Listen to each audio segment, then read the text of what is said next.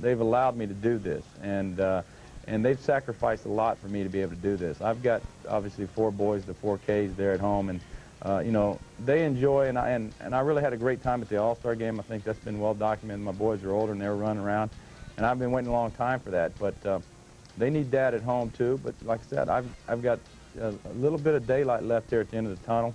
I think that you know, I'm trying to enhance my chances of trying to get back and win a World Series. Again, say that somewhat selfishly because I know a lot of great players. They've never even had a chance to play in postseason play. And I've experienced a lot of great things as far as that. So I don't take it for granted.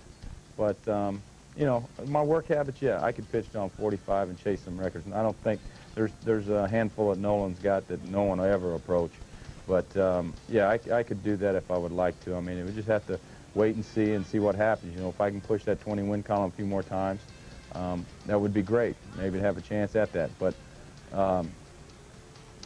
yeah, I would like to try and make the Hall of Fame, but I think even worse, I'd like to at least go out as a champion and have a chance to win that ring, and that's the most important thing. I think that right now you got to stress, especially on the younger players, not only respect for the game, but you just can't come to the ballpark to try and play okay and give it a good game. You got to come here to win, and that's the difference in a lot of sports. Some guys play to make a living, and some other guys come to play to win. It was just 2 years ago, as he languished in Boston, that many thought Clemens was on the decline. He averaged just 10 wins a year from '93 to '96. But last year at 21-7 and 9 straight wins this year have him back on age 35. So he might not get there. Clemens needs 73 more wins to get there at 227. He's won 9 straight, though he's had 2 no decisions his last couple of starts. Clemens, I think, is headed to the Hall of Fame, whether he stops next year or not. And I think Johnson, if he continues at his pace, even though he probably may not even get to 200 wins, might get there as well. Remember, Sandy Koufax is in the Hall of Fame at 165 wins. Roger Clemens will pitch tomorrow night. Pat Henkin and King Cloud are pitching tonight. Great day in baseball, obviously, with Misters McGuire and Sosa putting on a show in Chicago, and a lot more going on. That's why we have Tom Glasgow. Tommy, bring us up to date. You got it, Rich. We'll talk about... Continues tonight. The Toronto Blue Jays are in for a brief 2-game series. Welcome back to Mariners warm-up. Rich Waltz, Lou Piniella. Yeah. Difficult one to watch last night. Well, it wasn't one of our better games, although a lot of positive things happened on the field. But at the same time, we came out on the short end of a 7-6 loss to Detroit. And we played relatively good baseball, but we had that one big inning against us where they put a 5 spot on the board. And if you look at scoreboards around the league and you see big innings, usually that signifies a winner, and last night was no exception. We're getting towards the end of the season where people start looking at numbers and projecting where guys are going to finish. And Alex Rodriguez had 5 hits last night, and he really is creeping up on that 40-40 plateau. Your thoughts on the season that he's having right now? Well, he's had a marvelous season. He's a very talented young man that works exceedingly hard, takes pride in what he's doing, and wants to win. He's got all the ingredients. Take a look at his attributes. He's got that combination of speed and power, and you know, he's, what, 4 home runs away from 40, and just, I think, a scant 3 stolen bases. He's had a marvelous season. Very talented, and very diligent in his approach, and very conscientious. It's fun watching him play baseball. Somebody asked me the other day, do you think he'll get to 40-40? And my answer was, you know what, he may get to 50-50. Well, I hate to talk about expectations for kids, my players anyway, because first of all, it puts undue pressure. Let the young man play, let him do what he's capable of, but Alex is certainly capable of doing a lot of things in this game, and he's going to do a lot of things in this game before his time comes. You know, you talk about pressure on kids, and there's a kid across the way that you know very well, J.Cruz Jr., and the year that he's gone through, going down and coming back up, it's been a difficult time for him. Well, they put a lot of expectations on Jose. I like him. He did a very good job here for us, and as you know, we traded him out of necessity, didn't really want to. The expectations probably got to him somewhat, and he went down and relaxed, and he's gotten himself back up to the major leagues, and he's doing much better now, and it's good to see. Skip, thanks for the visit. Go get the Blue Jays. Thank you. For Lou Piniella, I'm Rich Waltz. Mariners warm-up will continue from the Dome. The Blue Jays are in town. We're back after this. It's like skydiving. Provided by the Salvation Army. Welcome back to Mariners warm-up. Right now, let's get you up to date on what's going on. First pitch coming up. Enjoy.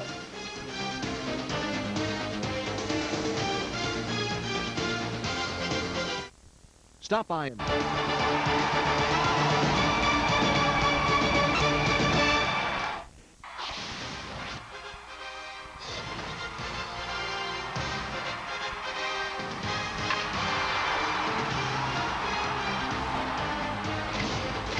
Although you don't hear as much about it, A-Rod is on a chase, and his steal last night brought him closer to the unheard-of 50-50 mark. And while Junior's chase for Maris has cooled down, he is still hot at the plate with other contributions for this Mariners club. So remember, don't stop chasing, because opportunity might be right around the corner, like your chance to see the Mariners and Jays on Fox Sports Northwest.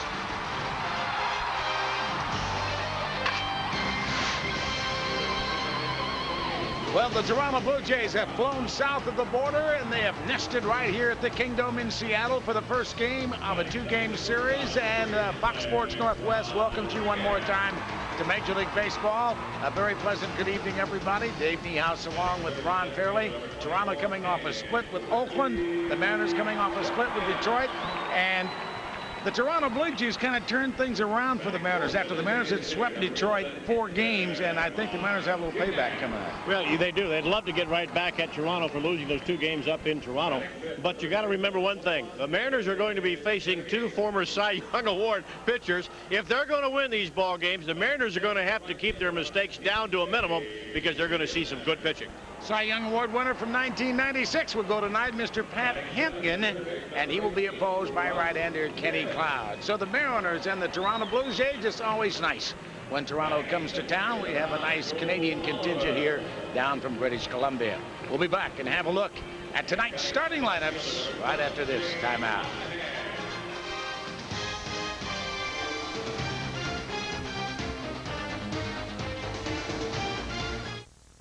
But he's still having a great year. He's got 42 home runs right now, 100 RBIs, with Mark McGwire hitting 2 home runs today and Sammy Sosa hitting 1 today. They've kind of pulled away from him, but K.Griffey Jr. is still a phenomenal player. This season, like I said, he's got 42 home runs, 105 RBIs. Last season, 56 and 147. Now A-Rod, what more can be said about this shortstop? So far this season, he's got 36 home runs, 100 RBIs. He's hitting over 300, trying to get back to that 96 duplication year where he hit 358 and he had 123 RBIs and 36 home runs. There is so much star power here. In fact, a guy like David Segui can get lost in the Griffey A-Rod glare, the AL's best defensive first baseman. Terrific year at the plate. Likewise, Sean Green creeping up quietly on a 30-30 year for Toronto.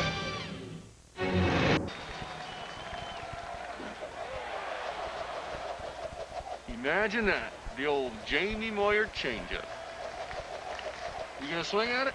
I don't know. Looks a little high. Looks pretty good to me.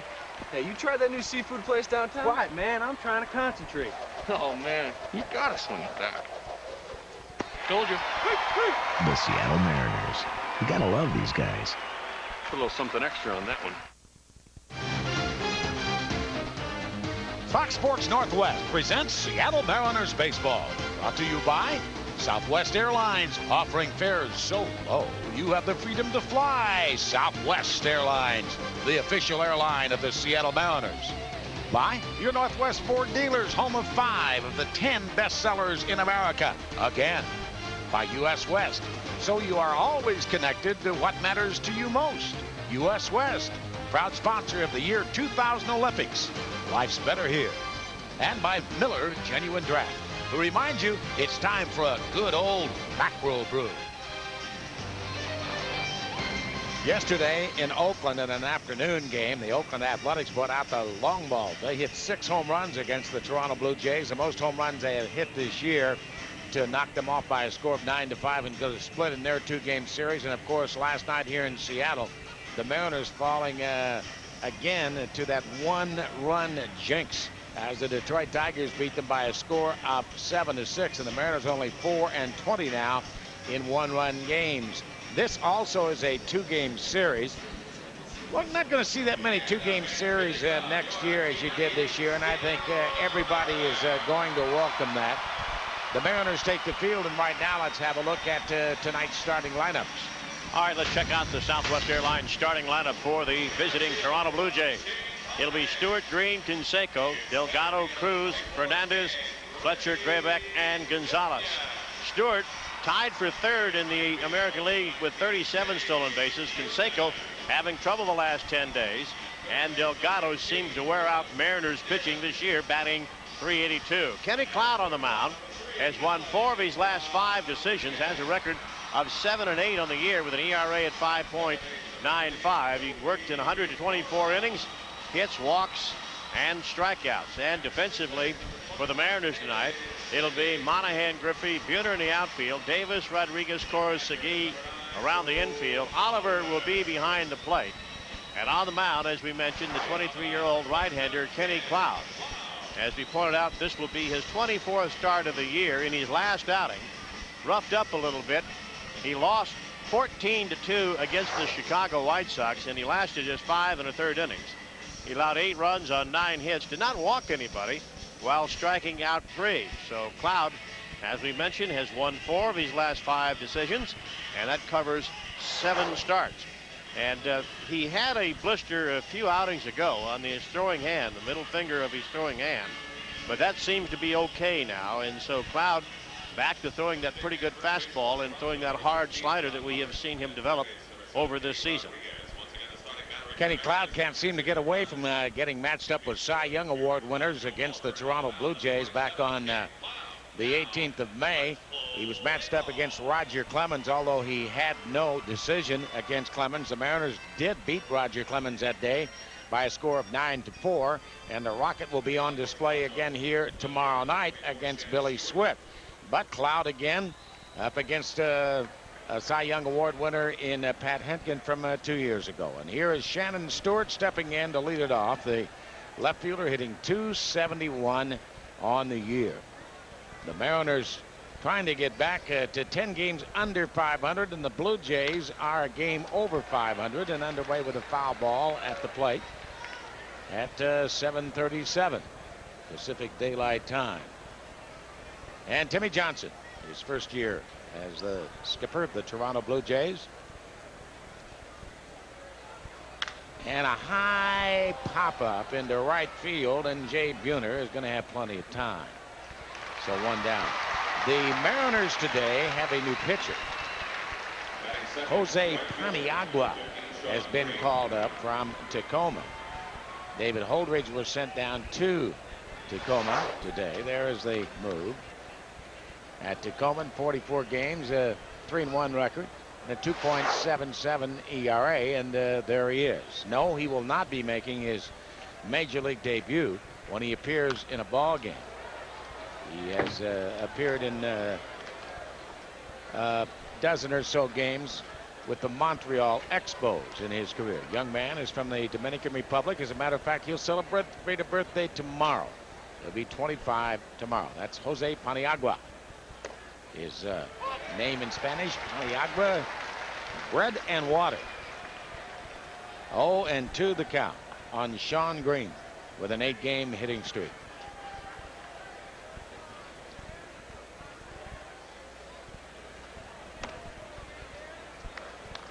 Cloud upstairs. Jose Canseco is on deck. And an easy one hopper. And Segui will carry it to the bag. Here comes Jose Canseco. You saw the number that Jose Canseco only hitting .179 in his last 10 games, and that is true.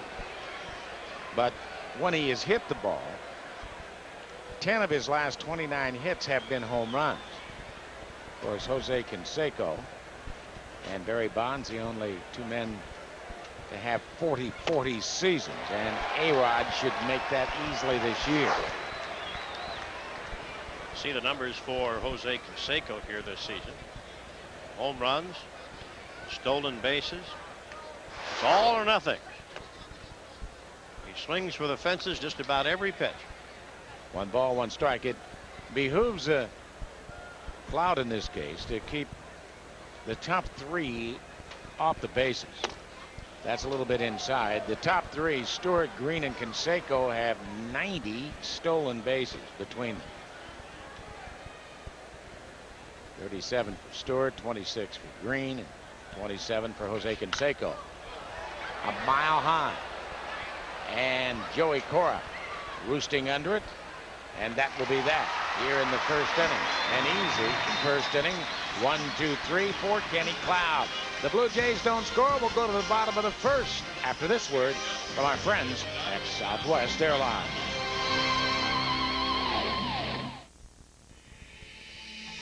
Flying to Spokane for business? Dodge Neon's horsepower, plus all of its interior. Down in order in their half of the first inning. Let's take a look at the Mariners Southwest Airlines starting lineup.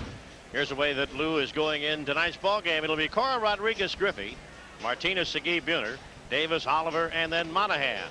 Joey Cora has had a lot of success against Henkin, batting .353. What about Alex? 5 hits in last night's game. And Jay Buhner in the last 10 games been tearing the cover off the ball, batting .357. Henkin, a 10-9 record on the year with an ERA at 5.09. This being his 26th start of the year. You can see the innings, hits, walks, and strikeouts for Henkin. And defensively, it'll be Stewart, Cruz, Green in the outfield, Fernandez, Gonzalez, Graybeck, Delgado around the infield, Fletcher behind the plate, and as we mentioned, the 29-year-old right-hander Pat Henkin on the mound. And Joey Cora leads it off and takes the delivery for a strike. Eric Cooper is a man calling balls and strikes in that red shirt behind the catcher, Darren Fletcher. 0-1. Henkin, a Michigander, a native of Michigan. And it's high 5 days ago at the Sky Dome in Toronto. He went 6 against Anaheim, gave up 11 hits. He's given up a lot of home runs. He's given up 25 home runs this year. The Mariners, of course, have hit 186 more than anybody else.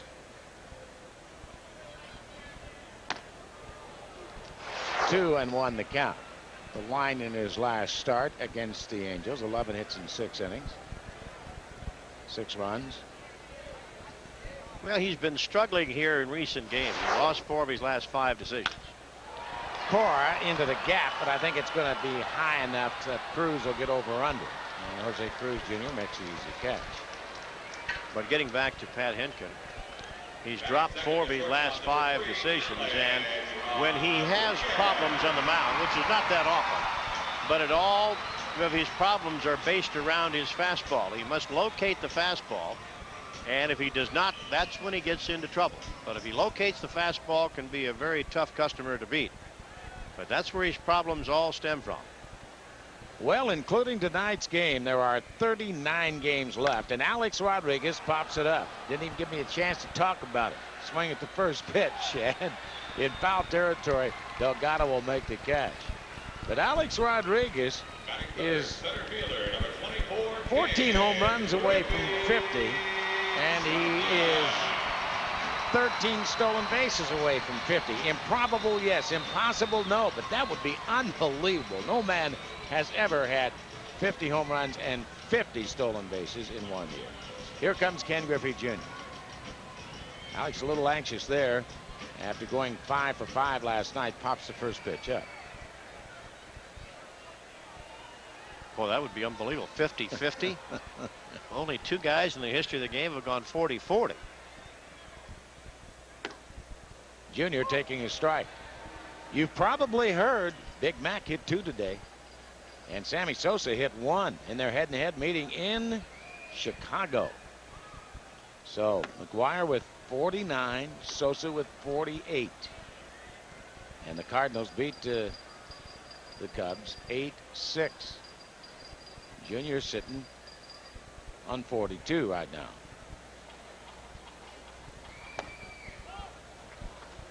1-1. Henkin has always had a very good curveball. But once again, he has to locate his fastball. That sets up all the other pitches for him.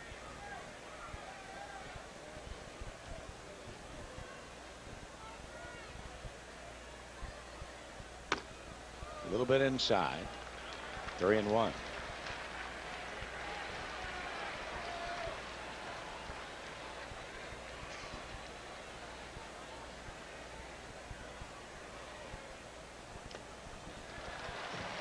So they walk Jr.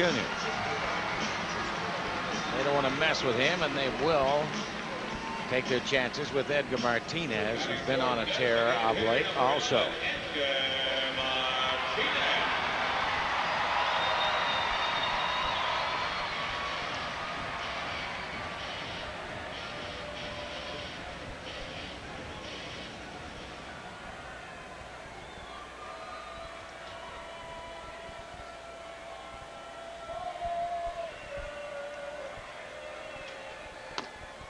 Bit high.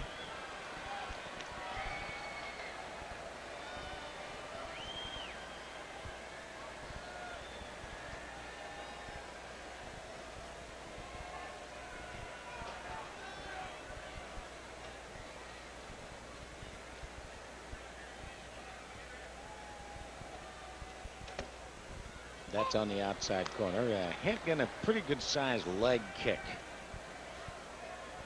Not, at least right now, using that slide step, and Junior, I'm sure, notices that. And with 2 away, a definite threat to try and pick up a stolen base here.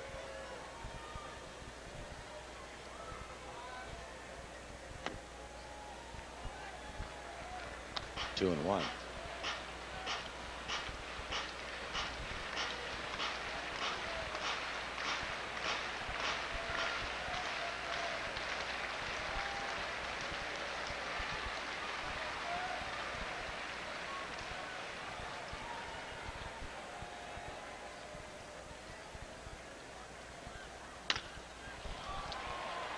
Second hop, Tony Fernandez has it and throws out Edgar Martinez.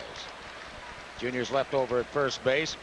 And in the second, Delgado, Cruz Jr. and Fernandez coming up for Toronto. And after 1, no score.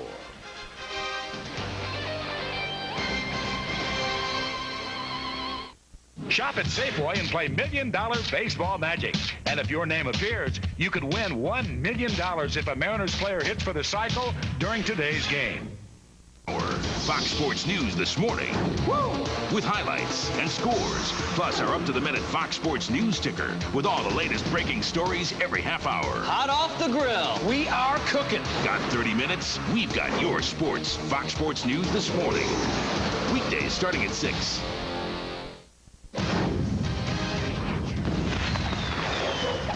College Football Saturday is back. Into the end zone. Touchdown. Fox Sports Net has the gridiron covered. Oh, my goodness, what a hit. Heisman hopefuls, championship contenders. What a catch. Wow. Classic rivalries, epic battles, elite conferences, Big 12 and the powerful Pac-10. College Football Saturday returns August 29th on Fox Sports Northwest.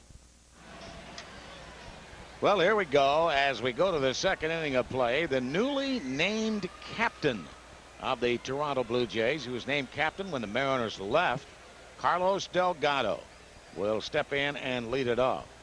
And it was Delgado who decimated the Mariners in Toronto with that grand slam home run off Greg McCarthy. And that was 6 days ago, a week ago rather. And of course it was a grand slam home run by Bobby Higginson last night off McCarthy. That was the big blow. So McCarthy giving up 2 salamis in the last week. Major League record is for years only 4. There's a 2-hopper hit right to Joey Cora, and he throws out Carlos Delgado. Well, have your name go down in baseball history. Be a part of Safeco Field by reserving your very own personalized brick that will appear in the ballpark's Royal Brome fan wall. Bricks contain 2 lines of copy. They're a great way to express your love for the game of baseball. And replica bricks are also available and make a great gift for the home or the office. To order your personalized brick, you can call 206-622-HITS and reserve your brick today. Be part of America's next great ballpark. Here's Jose Cruz Jr. He's got a career-high 12-game hitting streak going right now. And he's hit Cloud well, and one time he's faced him. He's 2 for 3 and sends a high foul down the third baseline, and Shane Monahan is going to go right over to the bullpen bench and watch it go back into the stand. Monahan ran over there and he put his glove up as if to catch it, and the ball landed at about the second row. He didn't quite have that figured out, but that kid sure did. He knew it was coming to him. I'm not sure he saw that ball. Maybe he was hoping. He had to have lost the ball up there in the top of the dome. Jose Cruz takes a little bit outside ball 2. 2 balls and 1 strike to count. Off to a horrible start. Went down, got things straightened out, and he's going to tattoo the wall with this. If not over, it's over. So Jose Cruz with his 6th home run of the year, a line drive home run. And the Mariner fans enjoying the tour, I think, of Mr. J.Cruz Jr. Freddie Rodriquez meets him, the third base coach of the Toronto Blue Jays. That's got to make him feel good coming back to Seattle. I think that Jose Cruz very comfortable hitting at the Kingdome. As you can see, taking that low fastball, then hooking it to right field, and it got up just high enough, just barely got over the fence, down the tunnel. So 1-0 Toronto, and here's Tony Fernandez.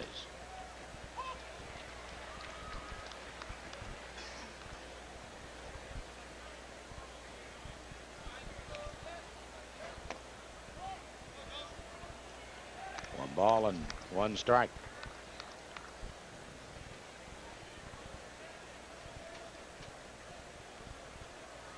That's the 20th home run of the year that Ken Cloud has given up.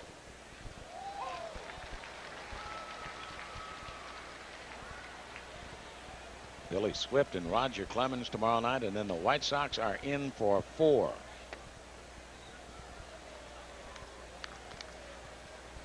Joe Oliver holding that ball there a little bit extra to make sure that Eric Cooper saw it correctly, and Cooper said, I saw it. It was outside. 2-2. Trying to get the strike zone enlarged. Oliver is a good receiver in that he gives you a good target. Great big wide body. Look at that target that he gives.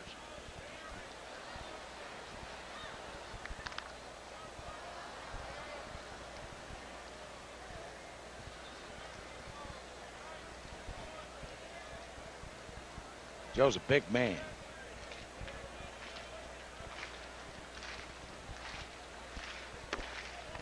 That breaking ball a little bit low to the veteran Tony Fernandez. Tony, a 293 hitter left-handed, 359 right-handed.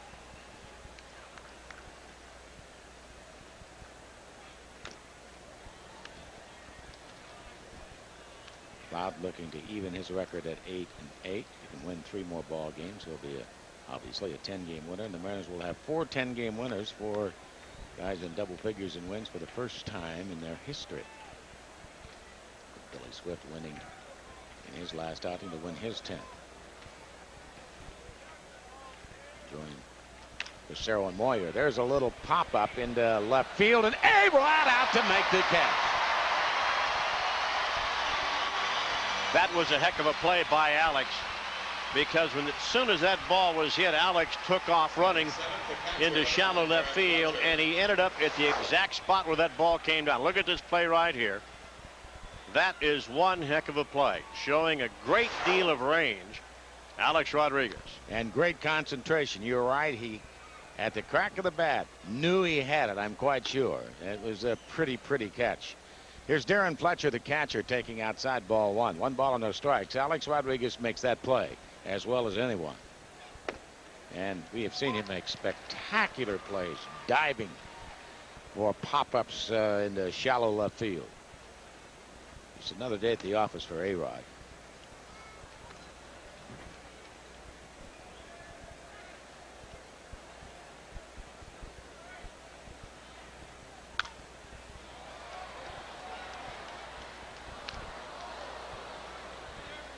Two and two.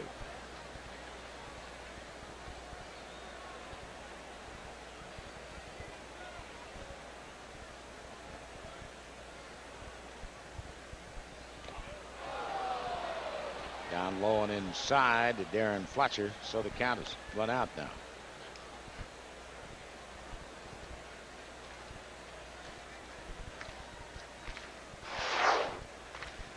Almost gets him on his back foot.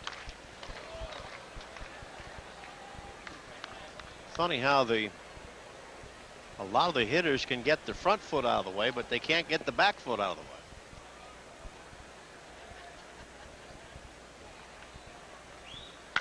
And that ball is tattooed to deep right field, make it 2-0 in favor of Toronto. Way back into the lower deck. And so home runs number 20 and 21 given up by Cloud. 3-2 pitch right up in the eyes of Darren Fletcher for his 7th home run of the year. And it's raining long balls early against Kenny Cloud. Tried to sneak a fastball by Fletcher that time and tried to get it inside. Didn't get it far enough inside. And there's the stroke, and no doubt about that one going yard.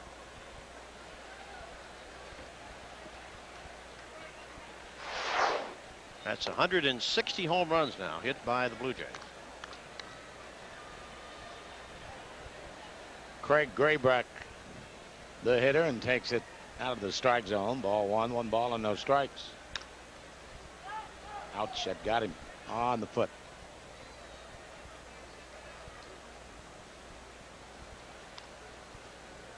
Graybeck had a good series against the Mariners. Killed him. Wore him out. Had about a half a dozen hits in that 2-game series.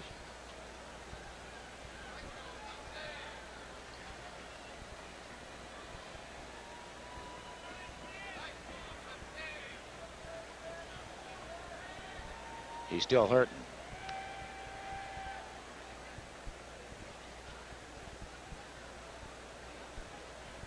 And still thinking about things.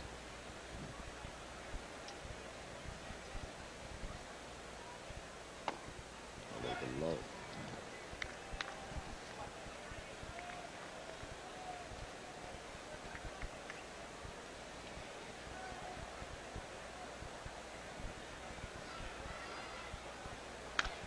Rolled down the third baseline. That's a fair ball, and it's going to go. That young lady better get out of the way. That's a fair ball.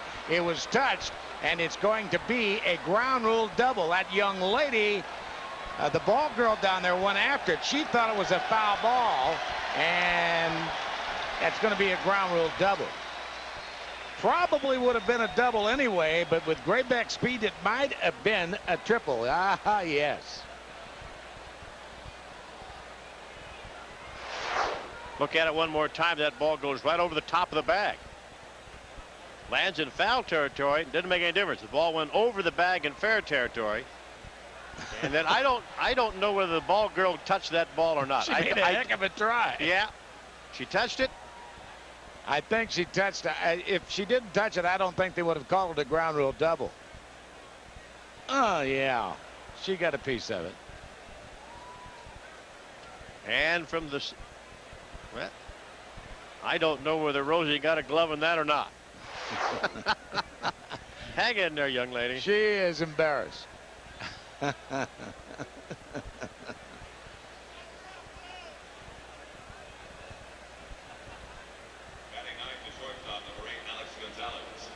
We understand that also happened last week at Minnesota, where the ball girl caught a fair ball that went over the bag and went over. She gave it to a fan. Well, Larry Walker did that a couple of years ago at Dodger Stadium. Here's Alex Gonzalez, the young shortstop, and he takes a strike on the inside corner. 0-1. See that on the highlight. It was a heck of a try. Rosie goes after it.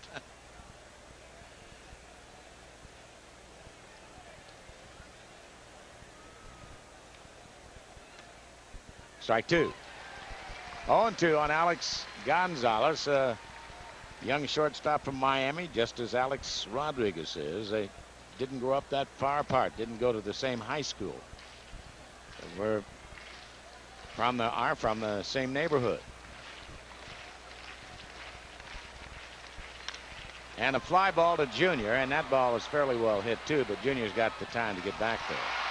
So 2 long balls, one by J.Cruz Jr., one by Darren Fletcher, and 1 man left. And after an inning and a half, one of life's embarrassing moments, 2-0.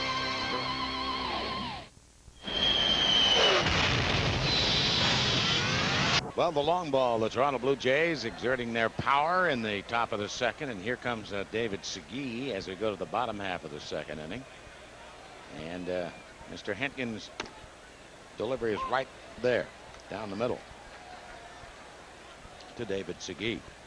You know, one of the notes I have down here that the Blue Jays lead the American League in stolen bases with 142. I thought it might be the speed of Toronto versus the power of the Mariners. But also looked up, and they've hit 158, now 160 home runs. So Blue Jays have a pretty good offensive unit out there.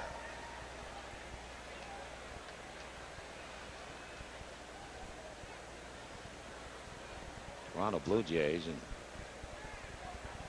the Boston Red Sox, although the Boston Red Sox looks like they're going to be qualifying for the postseason tournament.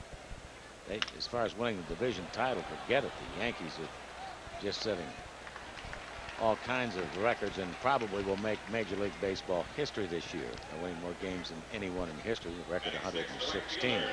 So David Segui rolls out, 1 down, and Jay Buhner will be the hitter.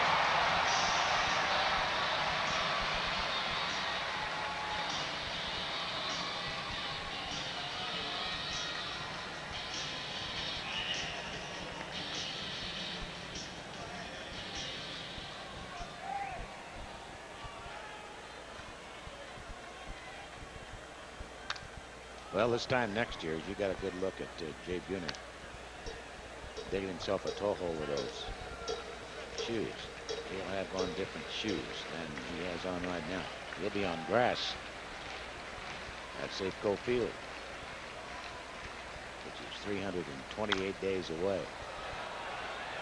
Speaking of days away from rather momentous events, there was a big thing in New York City. There's the 328 days away from Safeco Field. There's a big thing in New York City today. They have started the official countdown to the millennium. 500 days to the year 2000.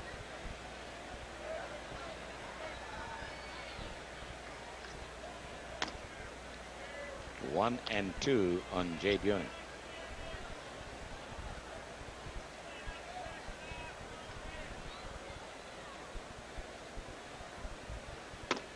In the inside corner. So Buhner's going to walk back to the dugout. And the 2 away. Russ Davis a hitter. Well, it's Baseball Thursday on Fox Sports Northwest. Are the Yankees the greatest team of all time? Bernie Williams and Derek Jeter lead the Bombers as their historic season rolls on against the Twins. New York and Minnesota tomorrow at 5 on Fox Sports Northwest. Yankees are in Minnesota tonight. They're getting beat 5-2 in the 8th. Our score is brought to you by the Eagle Hardware and Garden folks. Pat Mears has gone 2 for 4 in that game.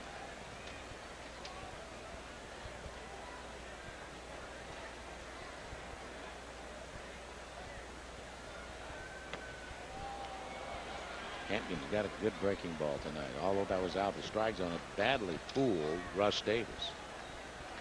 He's always had a very good off-speed pitch. Always had a very good curveball.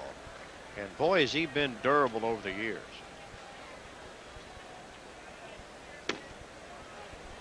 Right there. Has not missed a start in his major league career. In fact, this is his 182nd consecutive start. That was a half check swing and a routine ground ball right to Gonzalez, and Alex throws him out easily, so no problem at all here in the second for Mr. Pat Hentgen. We're through 2, and the Blue Jays lead the Mariners 2-0.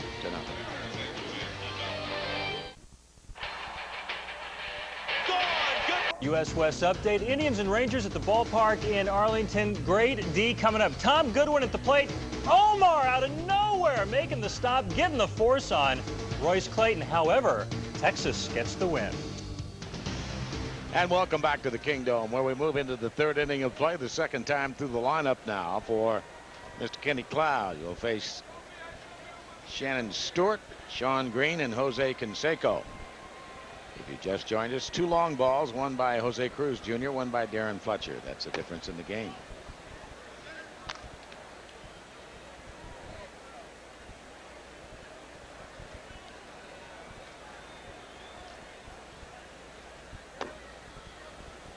Cloud falling behind at 2-0.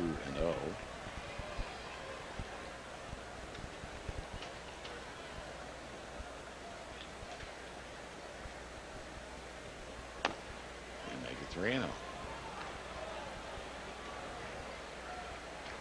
Not missing by much. But you're better to miss off the plate a little bit than you are to put it in the middle of the plate. 4-pitch walk to Shannon Stewart to start off the third inning. Sean Green will be the hitter. By the way, if any Mariners player hits for the cycle, completing a single, double, triple, and home run during today's game, Catherine Lukopoulos of Redmond will win $1 million. You can play $1 Million Baseball Magic at any participating Safeway today.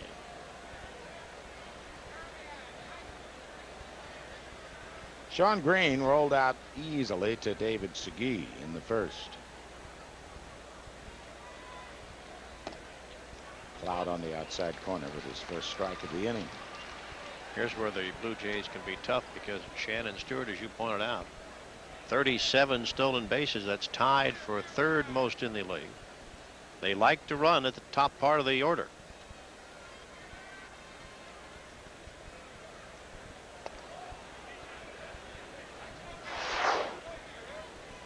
Look at that. Stewart, Canseco, Green. They've had 1, 2, 3. Actually, it's Stewart, Green, Canseco, but you can see the stolen bases. 90 in the top 3 in that order.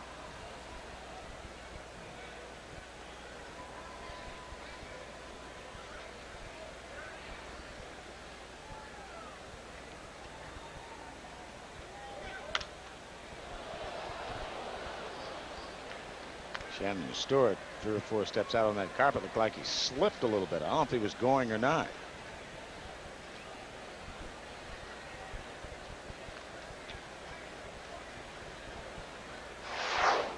Well, you be the judge. Or is he just practicing his start? I think he's just practicing. Trying to see what kind of a jump he can get.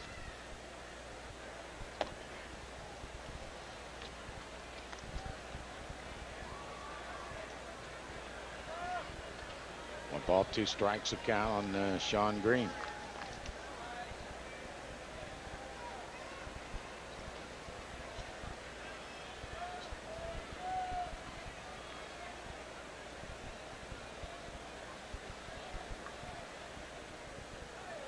Ooh, good move. Boy, I think a little bit more of a throw toward the inside part of the diamond. I think that maybe Segui has a chance. Throw beat the runner. The throw would have been a little bit more to Segui's right. I think he might have had a chance.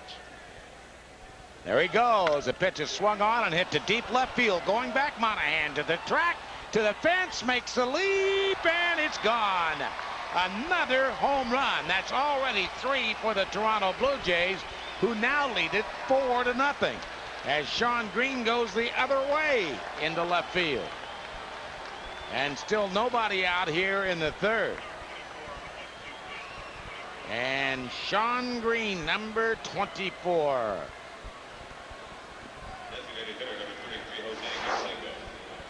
Sending the runner. That may have been a hit and run, and it ends up being a 2-run homer. Sean Green showing power the other way. 161 home runs now for the Blue Jays. And Jose Canseco takes one right down the heart of the plate for a strike call.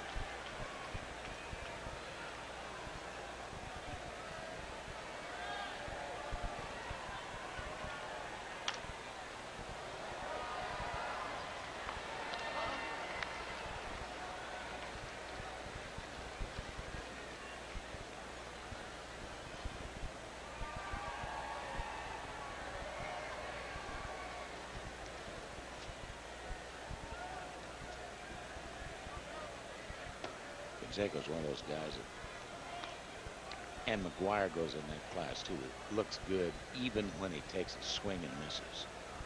Just pure raw power.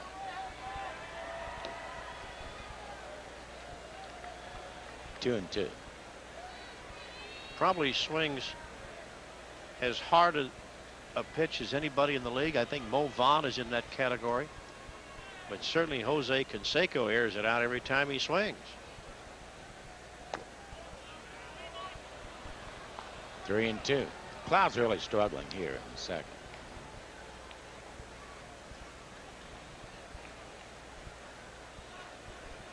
Carlos Delgado is next. And another walk. So that's the second walk here in the third. Left-handers have hit 16 home runs against Kenny Cloud. Right-handers 6. And left-handers, you can see, a .318 average. And Bob Wells will get up and start to throw. Wells worked a couple of innings in last night's ball game. Well, you got more power coming up to the plate. Not more power than Canseco, but power. Well, Carlos Delgado earlier this year against Andy Pettit became the first man to get into the 5th deck at Sky Dome. Man standing over at first base. Did it right-handed in left field in the playoffs when he was with the A's. Canseco. Not close. 1 ball and 1 strike.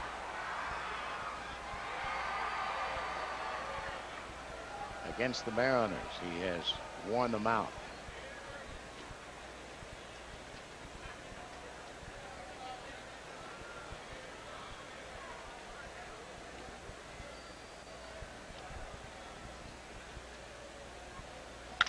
And that ball is tattooed, and it looked like it's another one. And long ball show of the Toronto Blue Jays is on display tonight, baby. They have already hit 4. A 2-run home run by Carlos Delgado. And all of a sudden it is a half a dozen to nothing. 6-0 Toronto. Carlos Delgado, his 24th home run of the year. So Cloud has given up 23 home runs. You know, Delgado is so strong in his hands. Look how he just kind of flicks his wrist. And look at the results of that ball. That goes a long way. Carlos Delgado has hit 11 of his 91 career home runs against Seattle.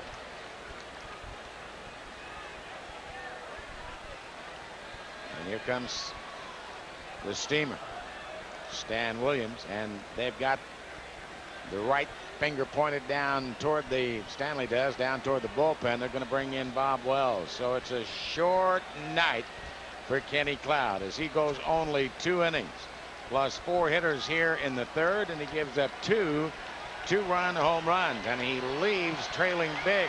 But we're early in this ball game. We're in the third. It is 6-0 Toronto, and this call to the bullpen is brought to you by US West. Life's better here.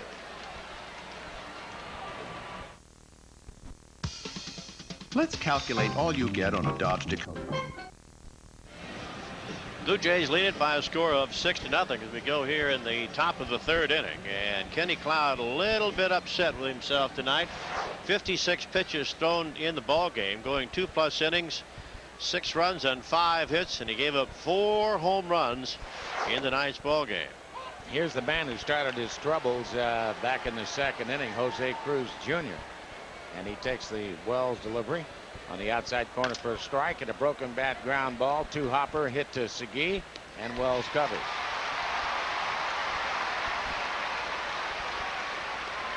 Bob Wells worked a couple of innings last night. This is his 25th appearance with a record of 2-2 and a 5.40 earned run average. Last night he gave up a couple of hits in 2 innings, no runs. Tony Fernandez is the hitter. And it was Tony who hit that little flare into shallow left field, on which Alex Rodriguez made such a marvelous catch last inning.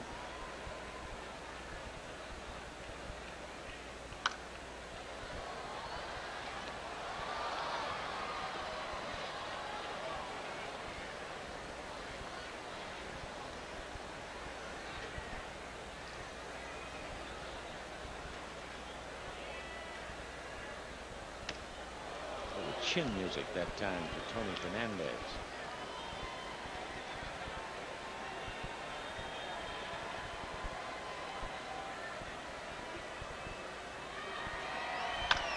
Grounded fair down the third baseline. That's going to get down toward the corner, right underneath the bench, and it'll be picked up by Monahan.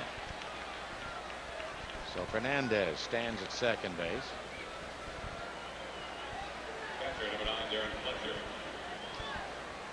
It's already 6 hits for the Toronto Blue Jays. Tony Fernandez has a nice little 12-game hitting streak going for himself now. Darren Fletcher took a 3-2 pitch out of here against Kenny Cloud last inning. His second trip to the plate.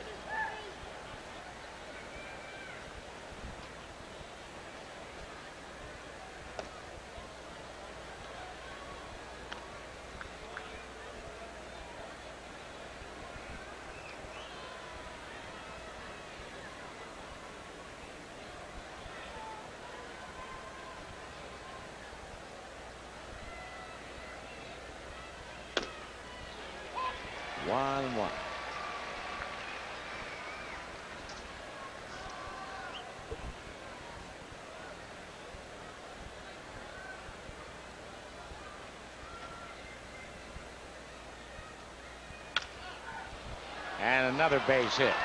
So here's Fernandez around third. They'll hold him there. And the hits just keep coming for the Toronto Blue Jays.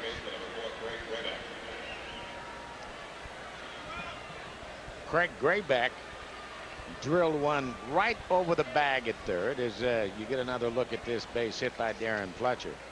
This just out of the reach of Alex Rodriguez. Didn't hit that ball particularly hard, but it did have the right trajectory to it. What is it with this Toronto Blue Jay team? Because when the Mariners played at the Sky Dome in Toronto, they had big innings. 7th inning of the first game, they scored 6 runs and then came back the next day and scored 7 runs against the Mariners in the 7th inning. Grayback is the man who hit the ball over the bag at third. The ball girl made a dive for it, ticked it, and it ended up being a ground rule double.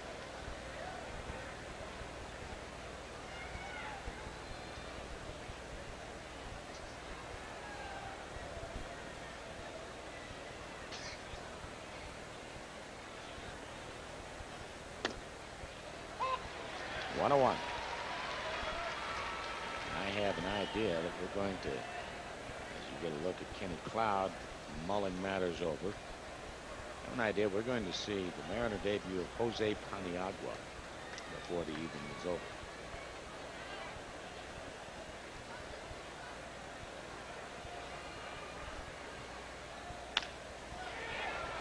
Shallow in center field, and Jr. on the run. Everybody has to hold.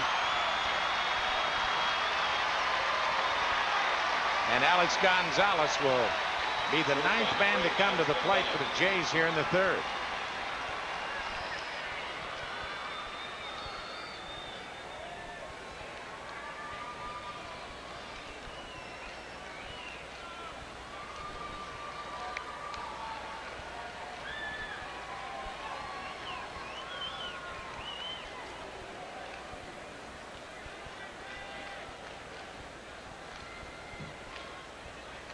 Fly ball fairly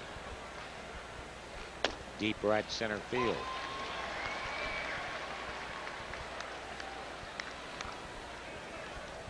Oh, and 1. Mariners recent games when they lose, seems like they have that one inning in which they just can't stop the bleeding. Last night, the 6th inning, the Tigers batted around They scored 5 runs in that inning, and here we are. This is the 9th man to bat here in this inning.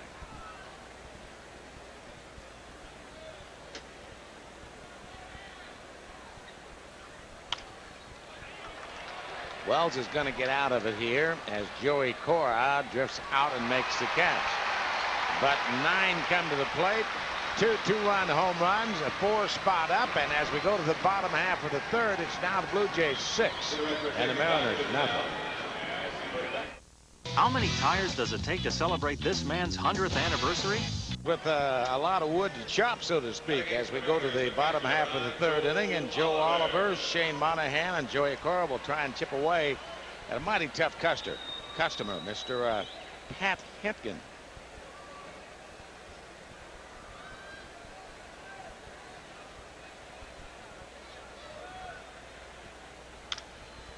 That's going to be out of play off the first base side.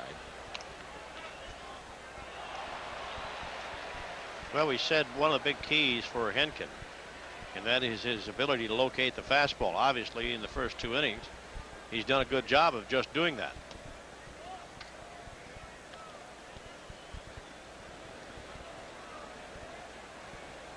See, this season, ERA rather high, but in 96, 97, a little bit different story.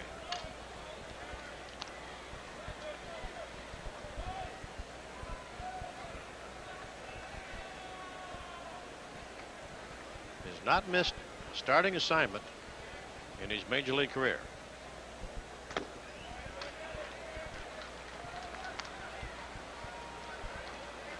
Two and one. Want to be said today. That ball's drilled into the gap, and that's going to be a tweener.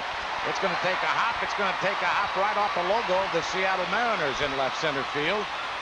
And Joe Oliver has a ringing double to lead off the 3rd inning. The Mariners' first hit in the ball game, and Mr. Oliver is 3 for 4 against Pat Hentgen. Well, that pitch right down the middle when you lead by a score of 6-0. You're not afraid to give the opposing batter a pretty good pitch to hit, and Joe didn't miss it.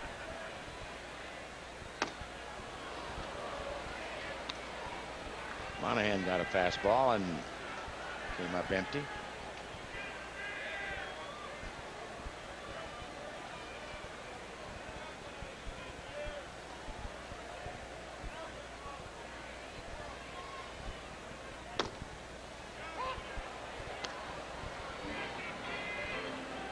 Good fastball.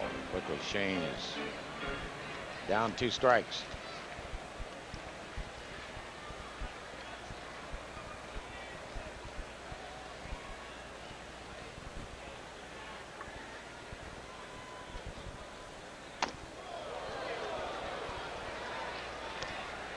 Two.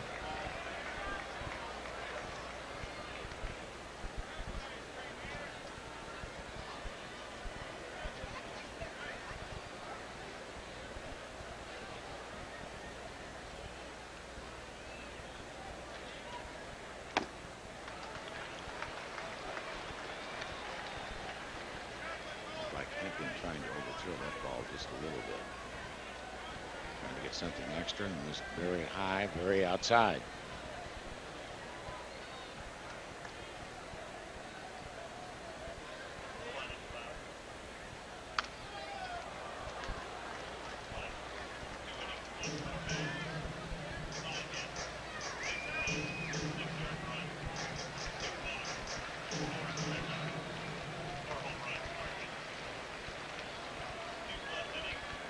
Two and two on Shane Monahan.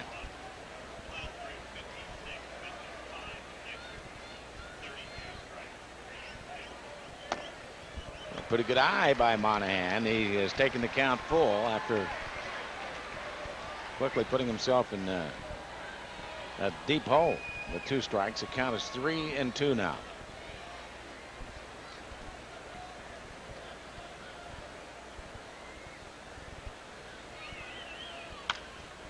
That's going to be out of play off the 3rd base side. Again, another pretty nice crowd tonight. 24,000 last night, 38,000 on Monday night. Blue Jays are in for only 2, 1 tomorrow night, and your chance to see Roger Clemens. So come on out. And then the White Sox are in for 4.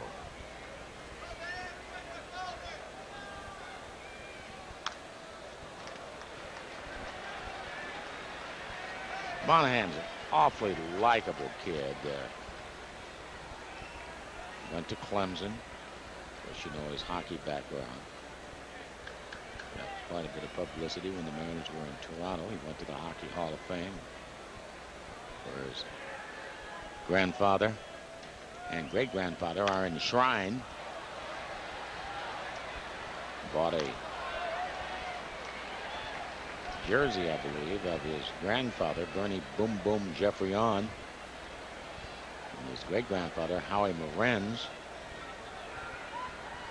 both legends in hockey, Montreal.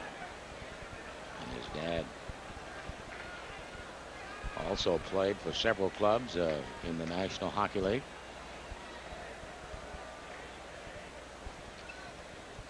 In the dirt. That's a heck of a bat, Shane. Nice job. Especially when you get put in the hole so quickly. Fouling pitch after pitch. Well, he fell behind and then able to foul off about 4 or 5 pitches. Making Henkin work pretty hard here in the 3rd inning. Now maybe the Mariners can get something going. Mariners have been down by this many runs several times this year, and they've managed to fight their way and claw their way right back into the game. Joey Cora popped up to right center.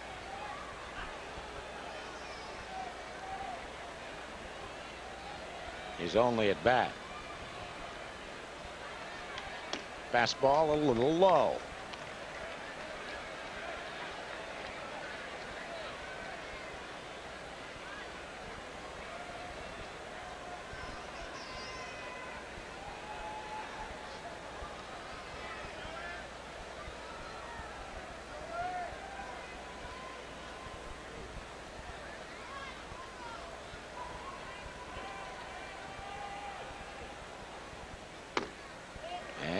That also misses.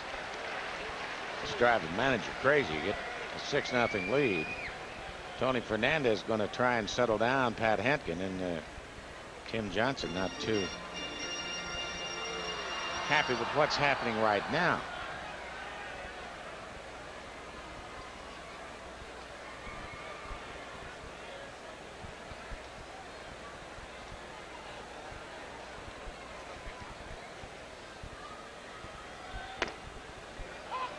Making him throw a strike. Just about straight away, although Shannon Stewart, the left fielder, is playing Cora way over toward the line and shallow. And Joey pulls it on a hop off the chest of the big guy at first base, but Delgado will take it to the bag. So that moves the runners both up into scoring position now. Oliver to third and Monahan to second. And here's the Mariners' hottest bat right now, Alex Rodriguez. That's a pretty good play by Delgado, getting his body in front of it. I don't know that that ball hit his glove. I think it hit him right in the belly.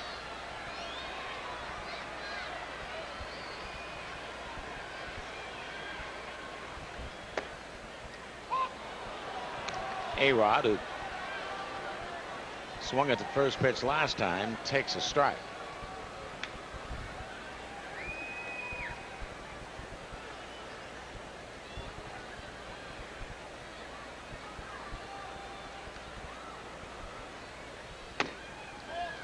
Barely missing. Alex Rodriguez, 5 hits last night. He had done it earlier a couple of years ago. Second time he's had 5-hit game.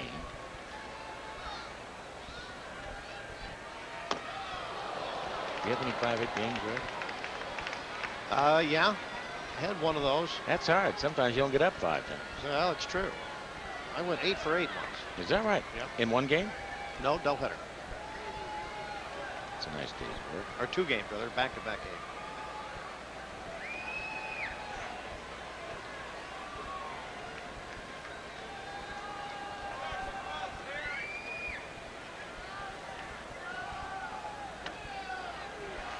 Two and two. Must feel like you're never going to get out when you're getting that kind of. It seems like every pitch you get is right down. It's the same pitch all the time, and it's right down the middle.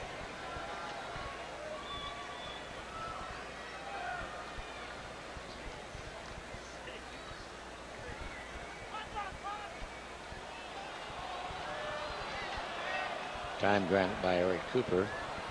Just as Hentgen went into that leg kick. A little surprised that they grant time when you've gone that far into your delivery, but they do. And that gets away from the catcher. But Fletcher will go over and get it. Oliver not even trying. So again, another full count.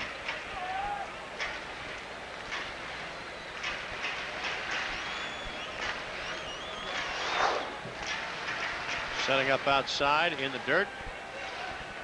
Off the mask of Fletcher. And Oliver, who does not have that great a speed, a little bit reluctant to try to go home. Had that been someone at third base with good speed, I'm sure he would have scored.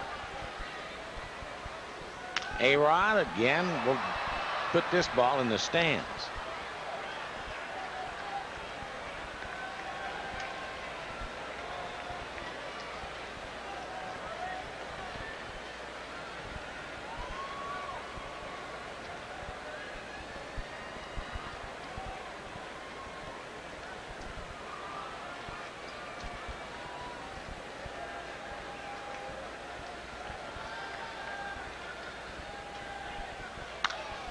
Got in on his hands that time and may be playable.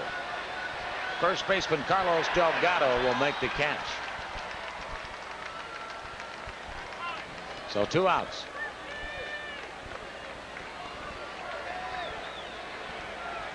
And Junior will be the hitter.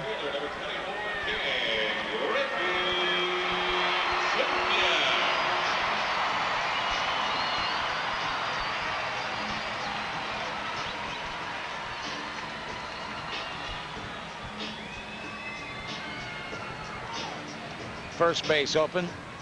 You're up by half a dozen. You're going to pitch to him? Sure. Yeah, I think so. Pitch him tough, and you walk him, you walk him. But right now, you don't have to give Junior a heck of a lot to hit.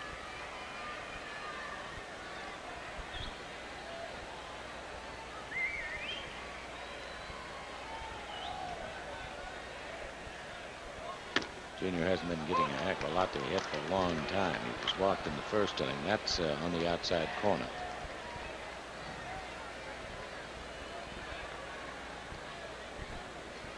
Junior's had his problems against Hentgen. He is 2 for 19.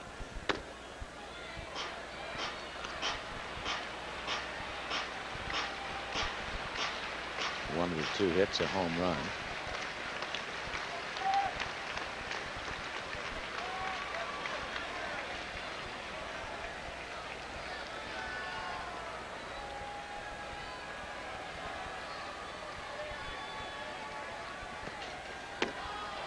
Fastball thrown by him. 1-2.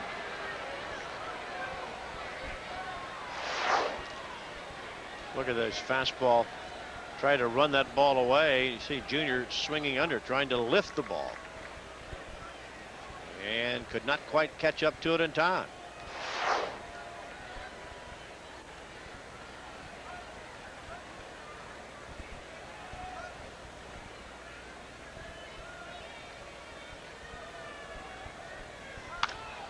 Popped him up.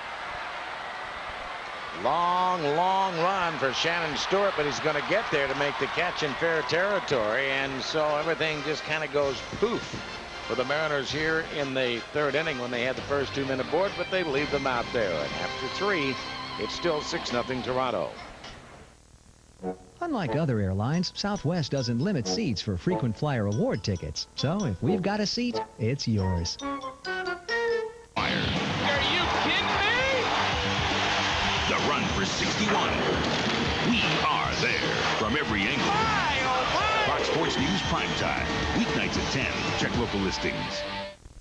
Tom Glasgow with your U.S. West update. Tigers and Angels in Anaheim scoreless bottom of the third until Darren Erstad singles up the middle. Reggie Williams come on home, and it's 1-0 Anaheim in the fifth.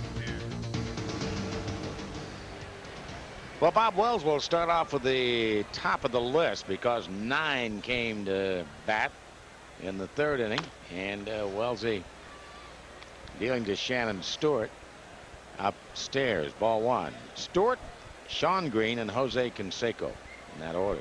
6-0 in favor of the Blue Jays, and that ball is well tagged. And Buhner's going to have to watch that one go off the wall and play it on a hop and get it back in, but a leadoff double. Shannon Stewart has the 8th hit already for the Toronto Blue Jays.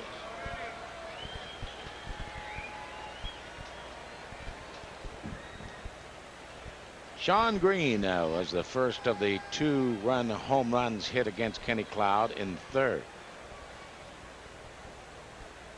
Dave, of the 8 hits, 7 of them are extra bases. Only one, Darren Fletcher's single in the third. It's either been a home run or a double. 4 home runs, 3 doubles, and a single.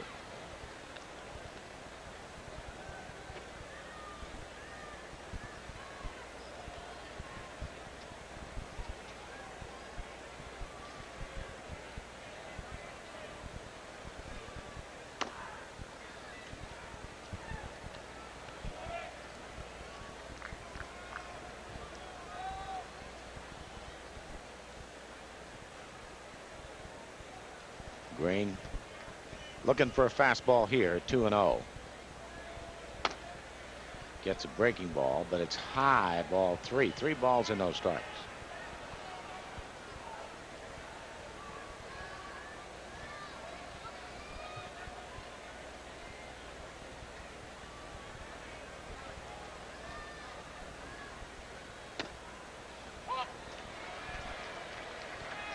Sean Green was on his way to first base. He thought that pitch was outside. So did I. It looked outside to me.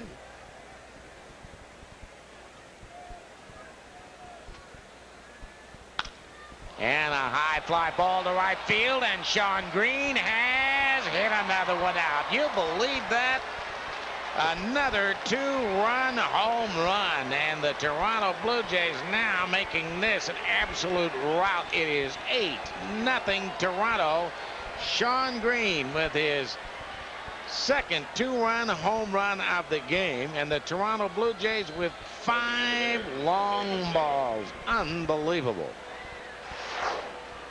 Once again, trying to sneak a fastball by these guys. It's not going to work. They're sitting on the fastball, and they're taking the breaking ball. If you have a difficult time getting your curveball or breaking balls over, then why look for it? Look for the fastball. And for Sean Green, that's his 25th home run of the year. Strike down the middle.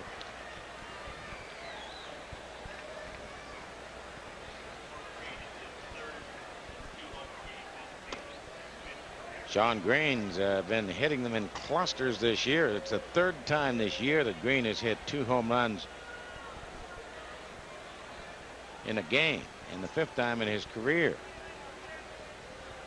Canseco is nicked by the pitch, so down to first base he goes.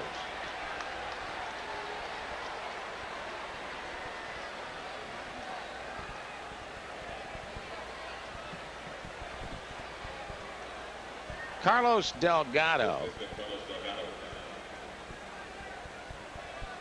also had a 2-run home run last inning.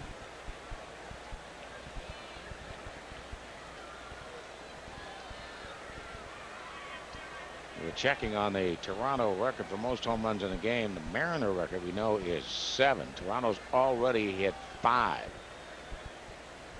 And they were the victim of a 6 home run game yesterday in Oakland.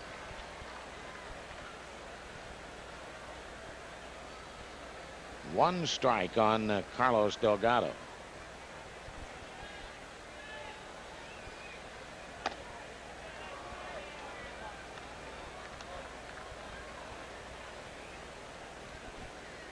So their record is 6, and also the Mariner record for giving up home runs in a game is 6.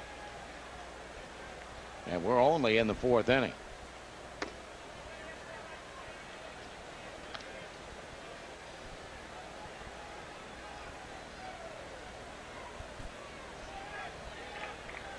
One of those nights where you just grit your teeth if you're Lou Piniella.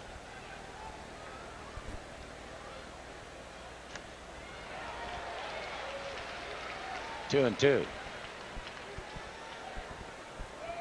Delgado has a difficult time with the off-speed stuff.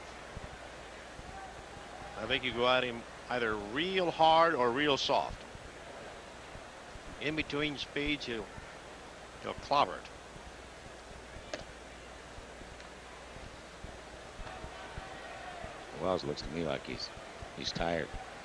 Pitched 2 innings last night. Well, they had him up 3 times before he came in the ball game last night, and then he worked the 2 innings. So threw a lot of pitches last night.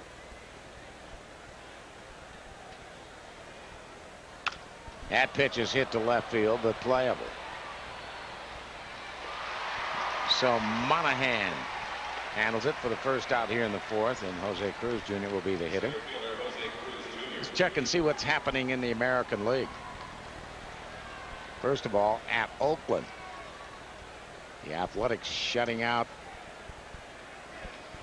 Chicago 6-0 today. Mike Mussina leading Tampa Bay 6-4. 7 innings of work.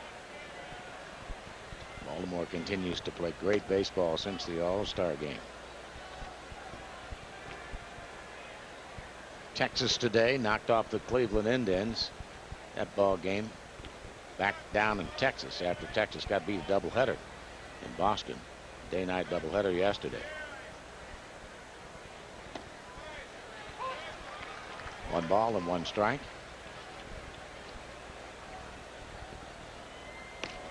Boston knocking off Kansas City 11-1 as Bobby Ayala gets up and starts to throw.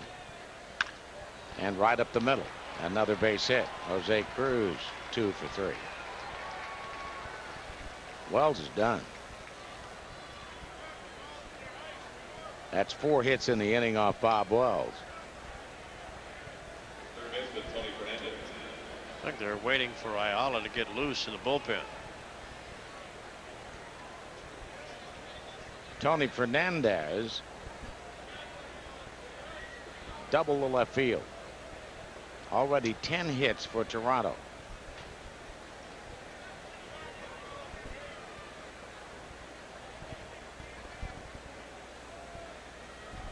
And that pitch is hit to center, and Junior will walk right to it for the second out.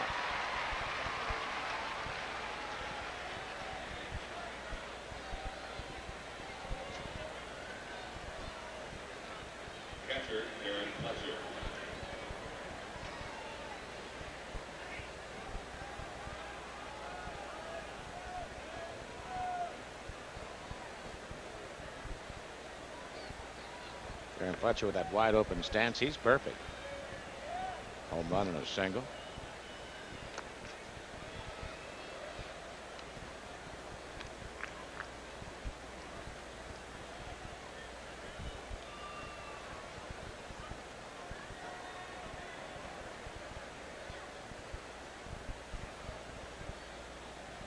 Not close. You know, you look at the Yankees and they lost tonight. Minnesota beat them 5-3. If you're Joe Torre, you have to be worried about one thing. Every club, you know, Ron, every club every year has some kind of a slump. That pitch is hit into the gap in left center field, and nobody's going to get to that. I don't think Shane Monahan does get to that. oh my, what a catch by Shane Monahan. I didn't think there was any way in the world that ball is going to be caught. That'll bring a smile to your face and also a strawberry to your elbow. So the Toronto Blue Jays are denied more, but they've got enough right now. They lead it by a score of 8-0. Great catch, Shane.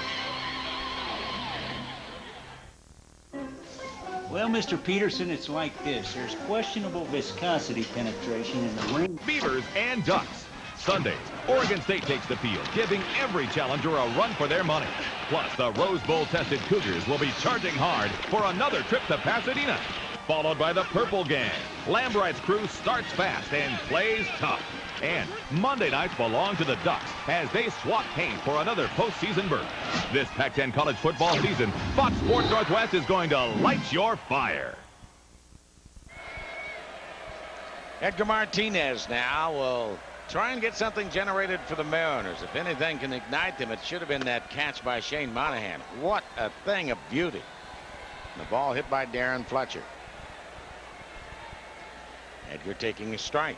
The Mariners had an opportunity last inning to make an inroad and didn't do it against Pat Hentgen, and all of a sudden he's right back in the rocking chairs. He's got 2 strikes quickly on Edgar Martinez. Boy, you don't want to help the pitcher out, but already Hentgen's made 2, now 3. And look at that. Yeah, 3 great pitches to Edgar. 3 fabulous pitches. So one away here in the 4. You know, when you have a pitcher that makes pitches like that to you, bang, bang, bang, nothing you can do. Go back to the dugout. Don't get excited. Don't get your dauber down. And then go after the next time. That's going to happen from time to time. And go back there and say, you know, he can't make a pitch like that to me every single time up.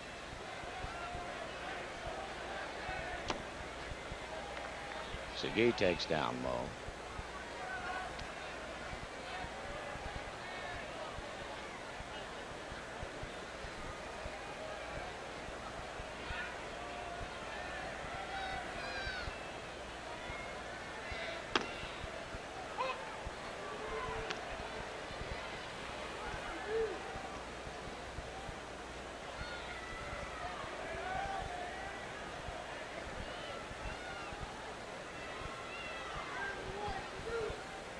Hentgen will take care of some shoelace problems.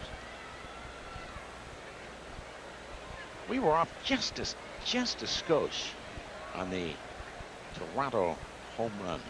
We said 6. Just a little bit. Just a little bit. On further review, as they used to say in the NFL, high 2-1. We were off by 4.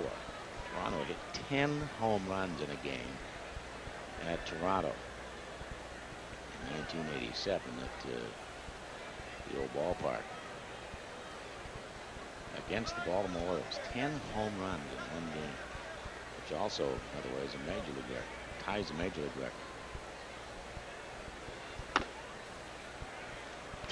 record. 3-1 on David Segui.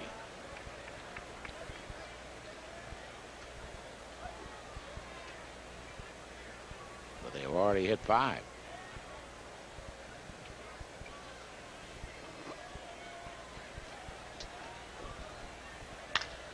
And that ball's a gapper. Nobody's going to get to that.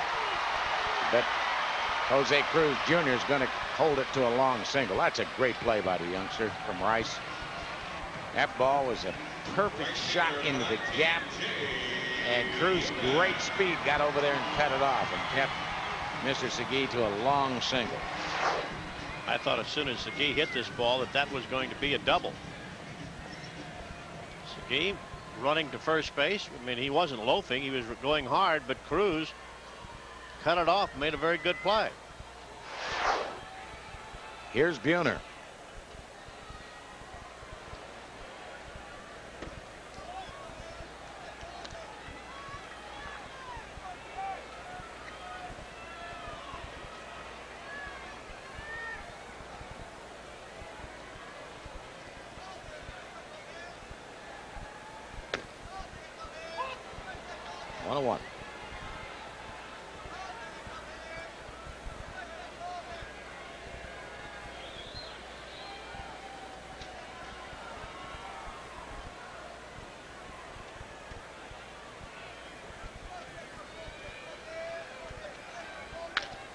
Jr. hits it into the gap at the great speed again, and Cruz gets over there. Well read by the young man. And 2 down. Russ Davis.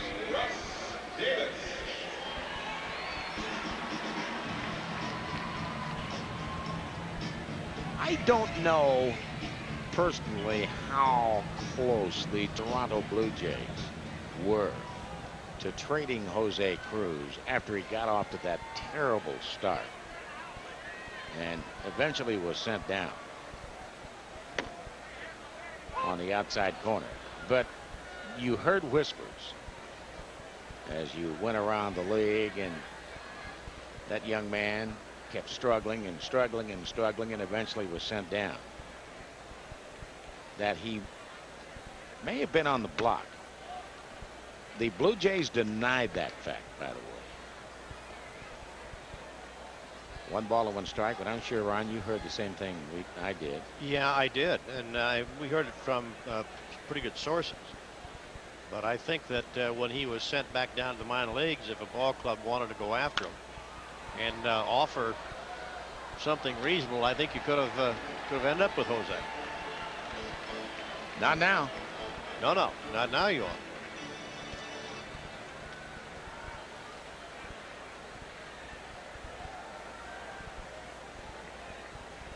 One ball, 2 strikes a count on Russ Davis.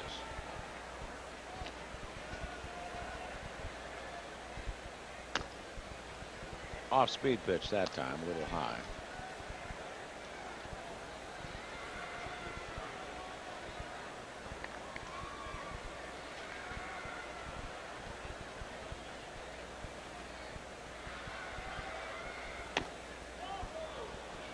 So the count is full.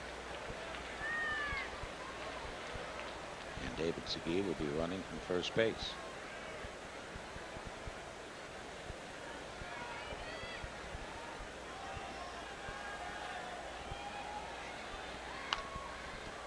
And foul back.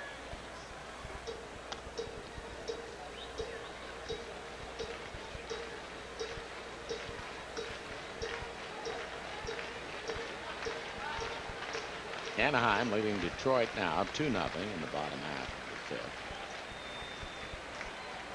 I mentioned Texas is 1, Oakland is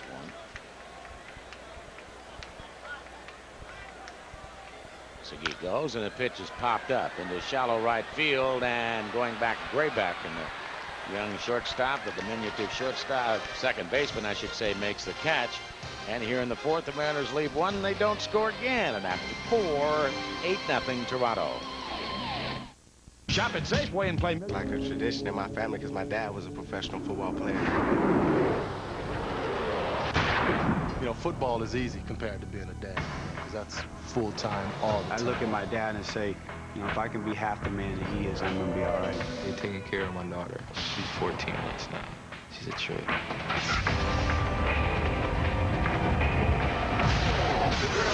Kicking, are you?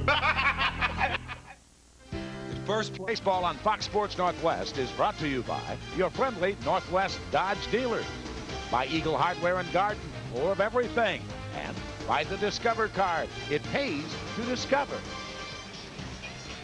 And welcome back to the Kingdome, where all the fireworks have been put on display by the Toronto Blue Jays so far, with 5 home runs in this game, 4 of them 2-run home runs, and they have that big lead by a score of 8-0. And Bobby Ayala now has been called in from the bullpen. Ayala likewise worked in last evening's 7-6 loss to the Detroit Tigers. As a matter of fact, was charged with the loss, and he will come in and start the 5th inning. He'll work to Craig Grayback, and then Alex Gonzalez, and then Shannon Stewart.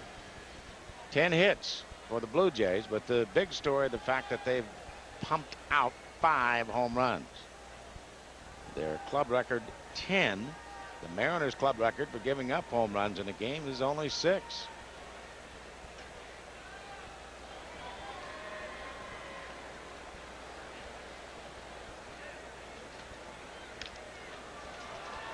Fouled at the plate.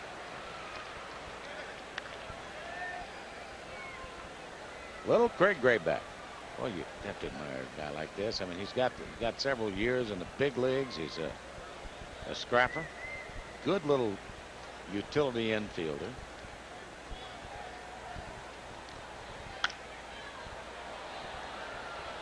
Oh, 2 the count. And he's a real nuisance up there at the plate. He is to the Mariners. Well, indeed he is that. But tough to strike out. Puts the ball in play, and as we said, a real nuisance. This kid's in his 9th major league season. And a shot right back through the box. And Bobby Ayala had that go practically through his legs, if not right between his legs. I think it went through the wickets. I know that ball gets back to you in a hurry. Look at it again. And that pitch was up in the strike zone, and sure enough, right through the wickets. Alex Gonzalez hit.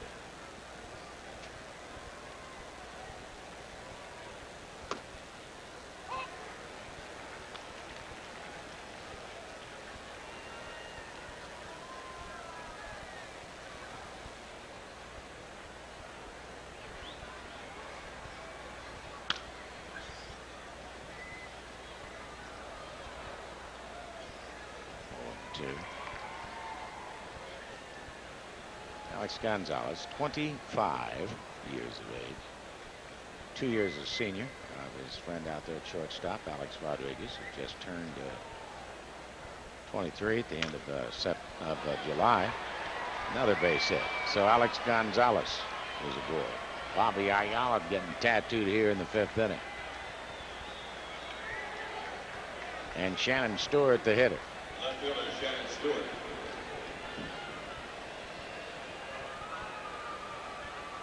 Shannon Stewart went off the wall in the 4th inning in right field. He walked and scored on the 2-run home run by Sean Green in the 3rd.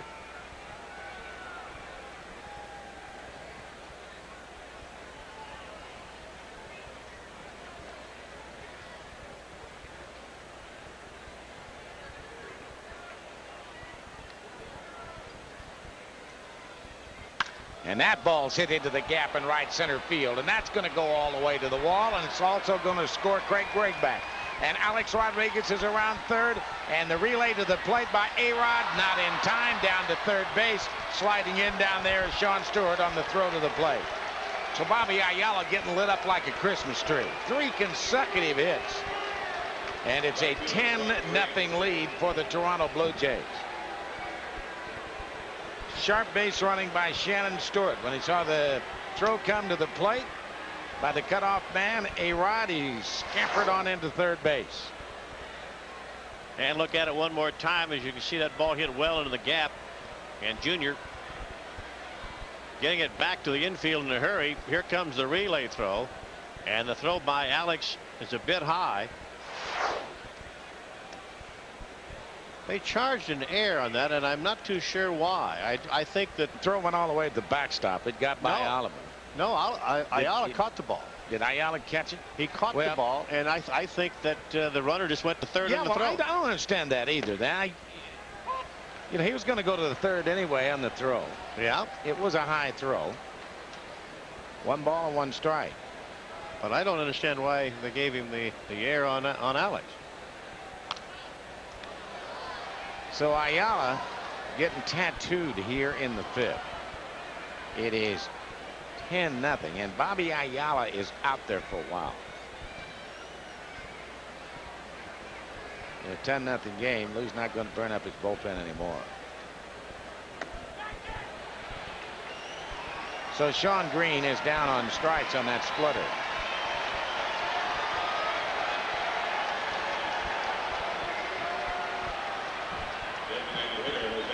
Jose Canseco will step up to the dish now. You know, when Jose comes to the plate, infielders are not real comfortable with as hard as he can hit it. Can you imagine what's going through their mind now that they have to play in, especially Russ Davis?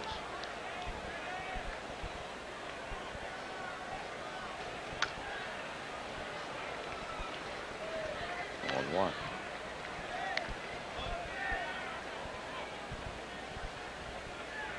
He's got to feel about as uncomfortable as you did at first base when Willie McCovey came to the plate. Didn't like it, especially. Didn't feel real comfortable.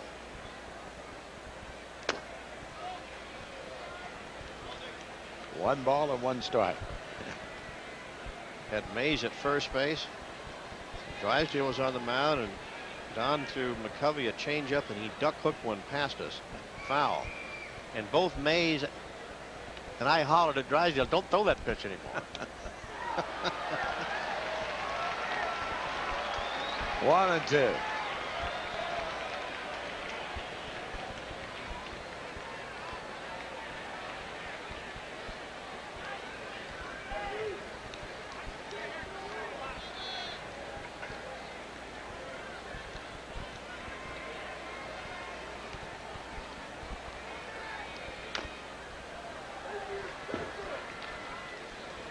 Off-speed pitch that time by Ayala. It is 10-0 Toronto.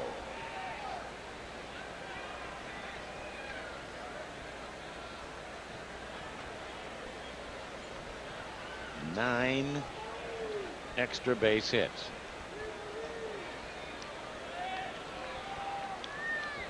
Five home runs, 4 doubles, 4 singles.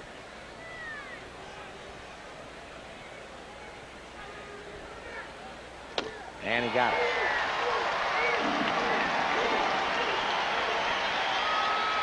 So 2 away, and Carlos Delgado will be the hitter. First baseman Carlos Delgado.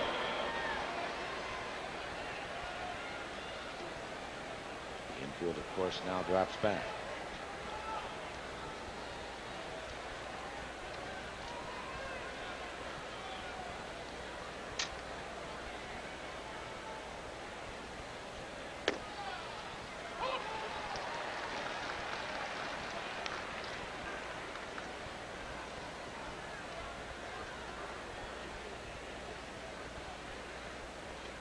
And that ball is drilled right down the right field line, and that is gone. Another 2-run home run, and that has just tied the Mariner record.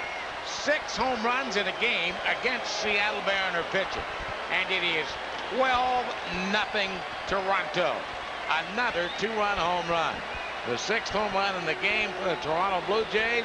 The 2nd for Carlos Delgado in his 25th of the year. Wow.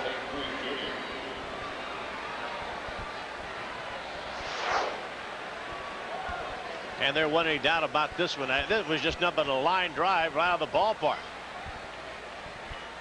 Bam. Look out there.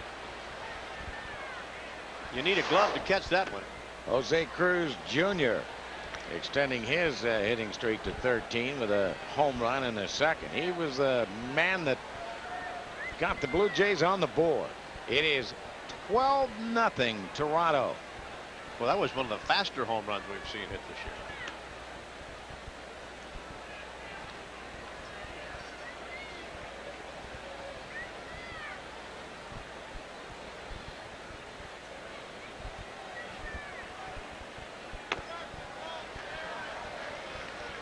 One and 2.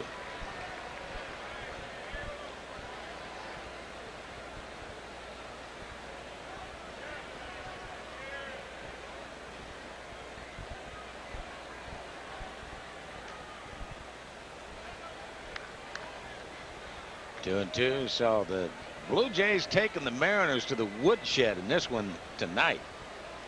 You know, this is a game that you can look back on. You say there wasn't any one key play. You know, if we could have done this or no, forget it.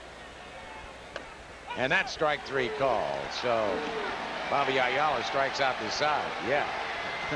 That news is he gives up 4 home runs here in the 5th on 4 hits. And when we come back, it'll be 12-0 Toronto.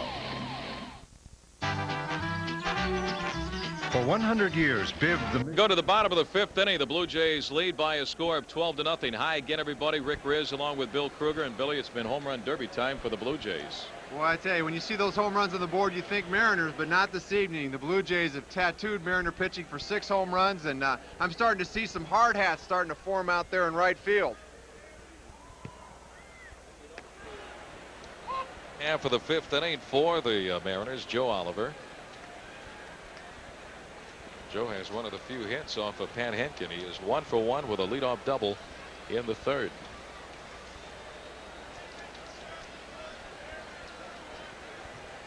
Joe Oliver, one of the few Mariners that's found some success against Pat Henkin this evening. He's been back to his Cy Young form. Check swing, fouls away the pitch. Yeah, Henkin winning the Cy Young Award back in 1996 when he went 20-10 with a 3.22 ERA.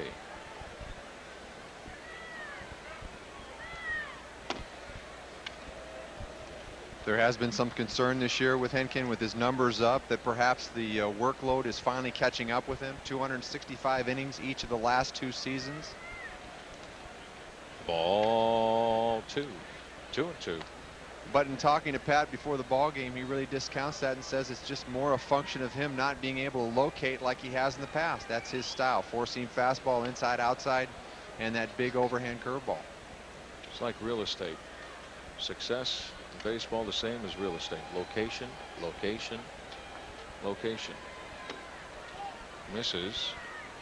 Ball 3. Full count 3-2.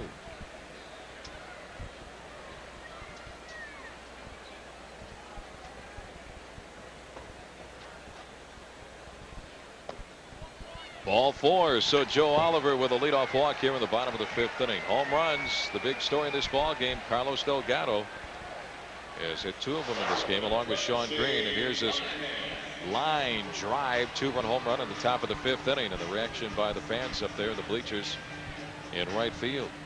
Yeah, if you brought your glove and you're in the right field bleachers tonight, you're excited because you've got a real chance to get one. A couple of young ladies very excited about getting that souvenir. Shane Monahan, strike 0-1.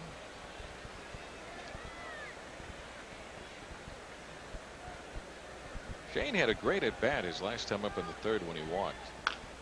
Bounces one up the first base line. Foul ball picked up by Henkin. Just across the line, and the count is 0-2 on Shane. Yeah, Shane got to 0-2 quickly and really battled Pat Henkin, forced him to 3-2 and eventually to a walk. That had the feeling that the Mariners had something going that inning. They just couldn't follow through. Joey hit the ball hard and right at Delgado, and then Henkin toughened up and ended the threat. Yeah, a good pitcher like Henkin or anybody else, when you have him on the ropes, you have a chance to cash in. You got to take advantage of it. The 0-2. 1 ball and 2 strikes. Henkin, a very interesting pitcher. He's not the typical type pitcher that keeps the ball down. He likes to pitch up in the zone, and when he gets ahead, he goes higher and higher. Ball 2. 2-2. And the reason that's so successful is that when you throw a 4-seam fastball, you get 4-seam spin. When you throw a 4-seam curveball, same thing. So what you try to do is throw the same pitches out of the same slot. That curveball comes in high, drops straight down, fastball rides up. Swing and a miss. Strike 3. Much tougher to pick up is what I'm trying to say. 1 out, 1 on here in the bottom of the 5th inning. Say, friends, the Mariners Hummer, provided by Doug's Linwood Mazda Hummer, will be in Bremerton on Saturday as part of the Bremerton Family Day. Stop by, grab Mariners stickers, a Major League Baseball for Kids magazine, and meet the Mariner Moose. That's the Mariners Hummer this Saturday at the Bremerton Family Day at the Puget Sound Navy Shipyard. Second baseman Joey Cord, the hitter. Line drive, right field line, foul ball. Out by the Blue Jay bullpen, 0-1 on Joey.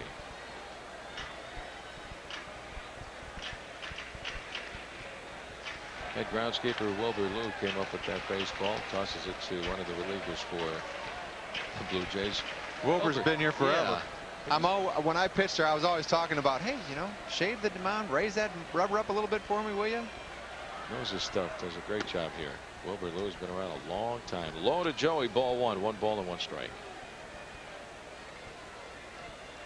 That's a tough job because You know, they got to transform the kingdom from baseball to football at this time of the year. Not an easy task. Low, ball 2, 2 balls and a strike. And that's one of the negatives. You'd like to customize the pitching mound, but they have to many times remove the mound and rebuild it. So it's tough to get that real hard clay out there. And so we're having this ongoing discussion all the time about trying to get a better mound and get it harder and higher. Fastball, a strike, 2-2 on Joey, and all the pieces of the puzzle of that turf have to fit perfectly. Make it all fit, stretch it, pull it together. That's a tough job. Wilbur Lou talking with Paul Quantrill of the Blue Jays. Line drive over Gonzalez and into left center field. Joey Cora with a base hit to send Oliver to second base. With one out, Mariners have 2 aboard here in the bottom of the 5th inning. Blue Jays with a big lead, 12-0. Joey's been swinging the bat real good since the All-Star break, and one of the reasons I think is he's had a little more patience, and he's been hitting the ball a little bit more to the opposite field as he did right there. Joey came into the ball game hitting .271. Here's Alex Rodriquez, who had the big night last night, 5 for 5 against the Tigers. 0-1. Alex is a pretty good high ball hitter. Of course, he hits balls in different parts of the zones, and he hits them hard, but he likes the ball up, and Henkin's been able to go above where Alex likes the ball and has been able to pop him up a couple times. 0-2. And after the breaking ball away, Oliver at second. Cora is on at first base. Henkin's been able to save that breaking ball, hasn't thrown it a great deal, and that makes it even tougher to hit. Bring it out later on in the ball game. Don't have to show it quite as much early. Fouled back by Alex, and the count is still 0-2. A-Rod, the 4th youngest in Major League history to reach 100 home runs. Only Mel Ott, Tony Conigliaro, and Eddie Matthews have hit 100 home runs quicker, or were younger rather, than Alex Rodriguez. And he's doing all this damage as a shortstop. That's just amazing. Fouled away on the first base side, and the count is still 0-2. How about this? Junior, 105 runs batted in. Alex with 101. 6th of 100-plus RBI season for Junior, and already the 2nd for Alex Rodriguez, who had a big year 2 years ago. Many more to come, certainly, for both of these 2 young guys. What a 1-2 punch. Fouled away, and it's still 0-2. Alex will probably go the entire season, Bill, without an intentional walk. And he's going to do what Roger Maris did in 1961. Not hit the 61 home runs, but go through an entire year without one intentional walk. Why? Well, Junior's on deck. Junior and Mickey Mantle, that's your reason right there. So Alex has a chance to see some pitches, especially in this situation with 2 on. Line drive right field, a base hit. Joe Oliver being waved home by Steve Smith. Here's a throw to the plate. Oliver slides. He's safe at home. He got there just in time ahead of the throw to the catcher, Darren Fletcher.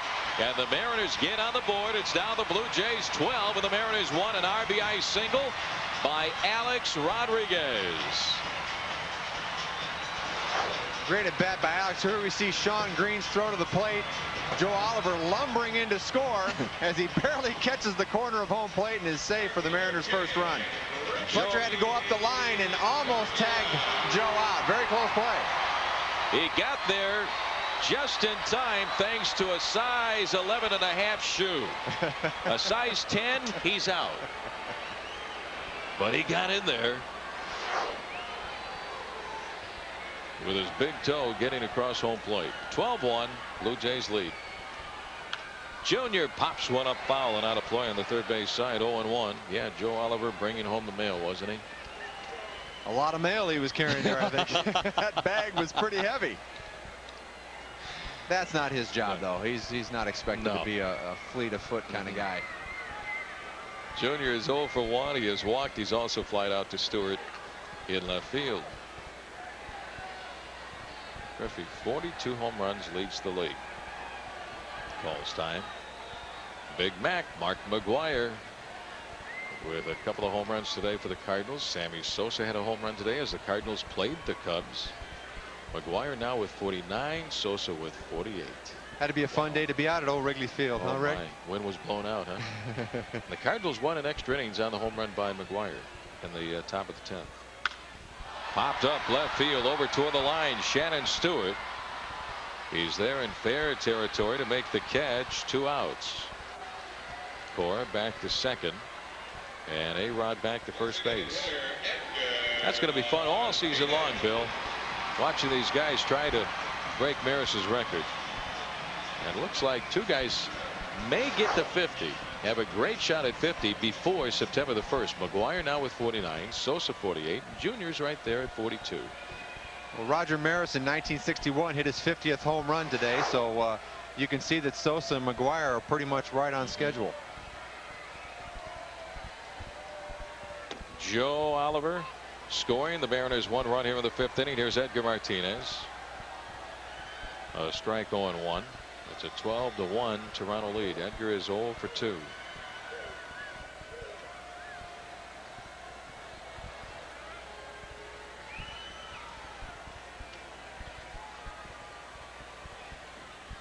Curveball is in the dirt. 1-1. Henkin froze Edgar Martinez in his previous at bat with a great curveball. Something you rarely see Edgar do, get frozen on a pitch, and he really did get locked up. Henkin threw a great breaking ball last time up for a strikeout.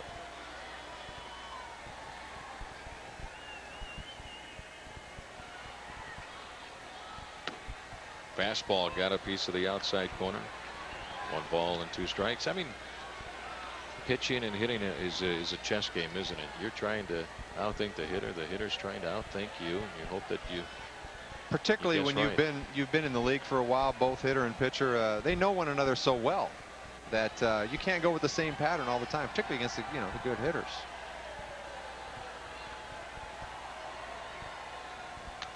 Fouled back. Then you just get in certain situations where you go, okay, here's my best pitch. Here it comes. It's just you and me. We'll just see who wins this particular battle.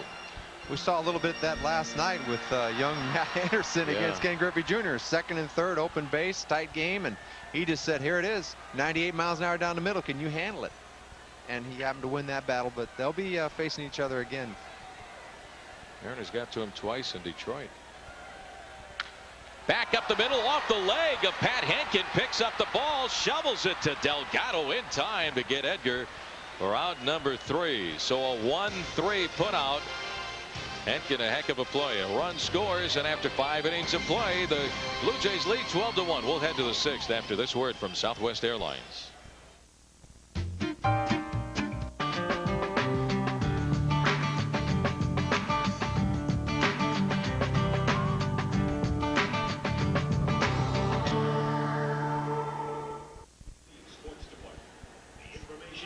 Well, we go to the top of the 6th inning. Blue Jays lead by a score of 12-1. We have a few defensive changes for the Mariners. Now out in left field is Raul Ibanez.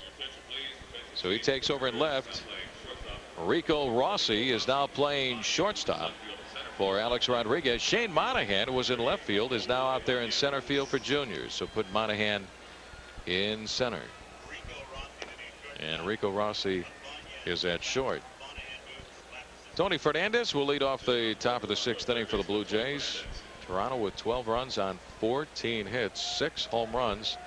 They have the major league record, Bill, for home runs in a ball game, 10 back in 1987. 10 home runs against the Baltimore Orioles. They won that game, of course, 18-3. Ernie Witt had 3 home runs. Well, the Seagulls were getting chased all over that ballpark, that exhibition stadium. Ball really jumps to right field, and they had some good left-hand hitters on that ball club. Here's third baseman Tony Fernandez. Inside from Bobby Ayala, ball 1. I remember a ball that Kenny Phelps hit, a home run at old exhibition stadium before the Blue Jays moved into Skydome. Up and in, ball 2, 2-0. Remember that band shell that they had way out there beyond the right field wall? Like the end of the end zone is where it was. Exactly. It was a football field. Kenny Phelps hit one way back out toward that stage, that band shell. There was like a jet stream out the right field there. The ball really jumped in that old ballpark. There's a football stadium for the, as you mentioned, for the Toronto Argonauts. A strike on Fernandez, and the count goes to 3-1. It was interesting if you were the second baseman or the center fielder, because on a pop up in the right center field, the center fielder had to run down that crowned area, the slope of the football field, and the second baseman had to run up it. Fly ball, right field. Buhner makes the catch. Fernandez flies out. One out for the Blue Jays here in the 6th inning. Brings up catcher Darren Fletcher. Rob Ducey was involved in that ball game. He hit his first major league home run in that ball game. It was on September the 14th, 1987 against Baltimore. When the Blue Jays hit 10 home runs, Rob Ducey had one of the 10, his first in the major leagues. Had to be a big thrill joining the Blue Jays as a Canadian-born player and hitting your first home run. That had to be a super thrill for Rob. You know that Robbie was a fast pitch softball star before he really took up the hardball game. But he played a lot of fast pitch softball growing up in Toronto. 0-2 the count on Fletcher. Rob Ducey now with the Mariners the last couple of years. Inside, ball one on Fletcher. 1 ball and 2 strikes. Now, is that game played on skates up there? You know what? I bet you they could. Ground ball right side. Joey Corr in shallow right field cuts it off, does the old 360 move, and he gets Fletcher at first base. Nice play by Joey. 2 outs for the Jays here in the 6th inning. Well, the hottest giveaway in Major League Baseball, folks, is coming to the Kingdom Saturday, September the 5th, as the Mariners face the Orioles. The first 10,000 kids 14 and under receive an authentic Tide chocolate, the Moose Beanie Baby, along with a one-of-a-kind collectible card available only at the Kingdom, courtesy of Wade Cook Financial Incorporated. Now, to be fair to all the young fans, proof of age may be required, and the Kingdom gates will open up at 10 o'clock in the morning. It's Beanie Baby Day, September the 5th against the Orioles. For tickets, call 622-HITS. 0-1 on Craig Graybeck, and man, this little guy has been a big thorn in the side of the Mariners. A 2-game series in Toronto, and now tonight he has 2 hits, a single and a double. He has 3 hits, 2 singles and a double. Graybeck aboard with 2 outs here in the 6th inning. 12-1 Blue Jays lead. Graybeck was in an 0 for 15 slump until yesterday when he went 3 for 4 against the Oakland A's. Graybeck, 9 years in the big leagues, a career .253 hitter. I remember him putting together some nice seasons with the Chicago White Sox in the early 90s. A Walt Reniak disciple, as you can see the way he hits with that flat bat and the diving and the helicopter swing. But that helicopter swing has found the ball this evening 3 times, base hits. Alex Gonzalez, a big swing and a miss, and the count goes to 0-2. Here's Jose Paniagua, just called up from AAA Tacoma. Paniagua, acquired by the Mariners at the end of spring training from the Tampa Bay Devil Rays, picked him up on waivers. Swing and a miss by Gonzalez for strike 3 to retire the side. We go to the bottom of the 6th inning. Blue Jays lead 12-1.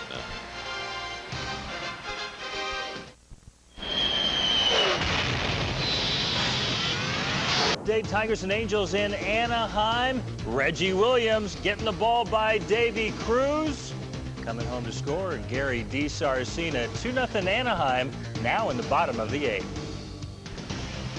Here we go to the bottom of the 6th inning. Blue Jays lead by a score of 12-1. We have a pitching change for Toronto. 24-year-old right-hander Carlos Almanzar will take over in relief. He's appeared in 10 ball games, 1-0 record, no saves, a 6.43 ERA. Another good arm that's come out of the Blue Jay organization. Almanzar possesses a fastball in the low 90s and a real nice changeup out of the Dominican Republic, Santo Domingo.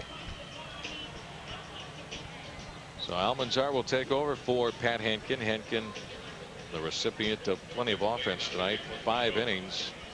He gives up only 1 run on 4 hits with 2 walks And he struck out 3 and leaves with an 11-run lead, 12-1. David Segui leads it off. He is 1 for 2.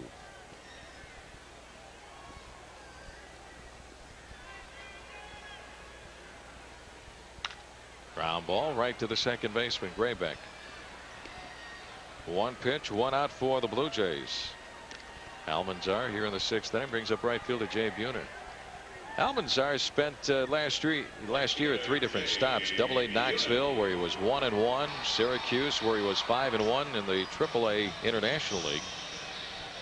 He had a heck of a year at Syracuse in 32 games at a 1.41 ERA, and then with the Blue Jays last year, he appeared in just 4 games and was 0-1 with a 2.70 ERA. Buhner takes an off-speed pitch high and inside, ball 1. Now he filled the closer role in Syracuse before being recalled. He was 3-6 with 10 saves, but had a nice 2.31 ERA. Certainly successful enough to be called up. Swing and a miss by Jay. 1 ball, 1 strike, and look at his numbers in the minor leagues. Phil, always a good strikeout to innings pitch ratio. Sign of a very good arm. Swing and a miss. 1-2 on Buhner. Blue Jays trying to retool that bullpen right now. They've got Dan Plesac as their left-hand setup, and Paul Quantrill, who really isn't a closer type, closing ball games for him. Swing and a miss, strike 3. Jay Buhner goes down swinging. A strikeout for Almanzar. 2 outs, and here's right-hander Dave Stieb warming up down to the bullpen. 41-year-old right-hander Dave Stieb was retired for 4.5 years. And now he's back in the big leagues. His numbers in his major league career. Pitch to Russ Davis. A strike, 0-1. What a story. Dave Stieb was one of the best starters in the American League for the Blue Jays back in the 1980s. Outside on Davis for ball 1. 1 ball and 1 strike. He went to spring training to work with the young pitchers. Was throwing batting practice, and swing and a miss by Russ, and the count is now 1-2. Sal Butera, the bullpen coach for the Blue Jays, says, hey, your velocity's good. Your slider is still pretty good. You got a chance. How about thinking about making a comeback? That's exactly the opportunity he got with his former ball club. Fouled back by Davis, 1-2. So he goes to Class A Dunedin, Florida. Pitches well there. Goes up to Syracuse, and here he is back in the big leagues working out of the bullpen. And Dave was always possessed a tremendous competitive spirit on the mound. In fact, we've seen him many times get pretty upset on the mound, but very competitive. Had a great career, and he started a second career. He still got that great frisbee slider, and feels pretty good, he says. Ground ball to short, charging Gonzalez. And that is out number 3. And after 6 innings of play, the Blue Jays lead 12-1.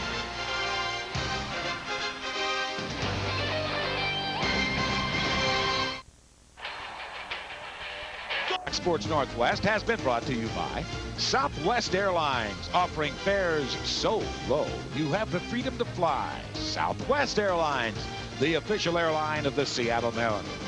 By Eagle Hardware and Garden, more of everything. By U.S. West, so you are always connected to what matters to you most. U.S. West, proud sponsor of the year 2000 Olympics. Life's better here. And by Miller Genuine Draft, to remind you it's time for a good old macro. Top of the 7th inning, Blue Jays lead 12-1. A number of changes defensively for the Mariners. Now playing second base, Rich Amaral replacing Joey Cora. Raul Ibanez will take over in right field for Jay Buhner. Ibanez was in left. Rob Ducey will play center field, and Monahan, who was in left field to start the game, went to center, is now back where he started in left. So you have Monahan in left, Ducey in center, Ibanez in right. Rich Amaral playing second base. New pitcher Jose Paniagua just called up today from AAA Tacoma. As you can see, the numbers he had in Tacoma, very good in 44 ball games, a 3-1 record, a 2.77 ERA. 22 walks in 68 innings pitched and 61 strikeouts. Fastball is up high, ball 1. So Paniagua making his Mariner debut. Picked him up off waivers from Tampa Bay in late March, And as you can see, has a very good arm. Fastball just a bit outside. Ball 2, 2-0 on Shannon Stewart. So the Mariners a chance to take a quick look at Jose Paniagua. Ken Cloud started the ball game, followed by Bob Wells, then Ayala. And here's Paniagua down the middle for a strike. 2-1. It's actually a perfect ball game to bring him into, a no pressure type situation where he can go out and be free and loose and let the ball go. And so far so good. Paniagua just 24 years of age. Down the right field line, slicing foul. Back up into the seats and out of play. 2-2 the count on Shannon Stewart, who has 2 doubles, 3 runs scored, and 2 runs batted in. Blue Jays have 6 home runs in this ball game.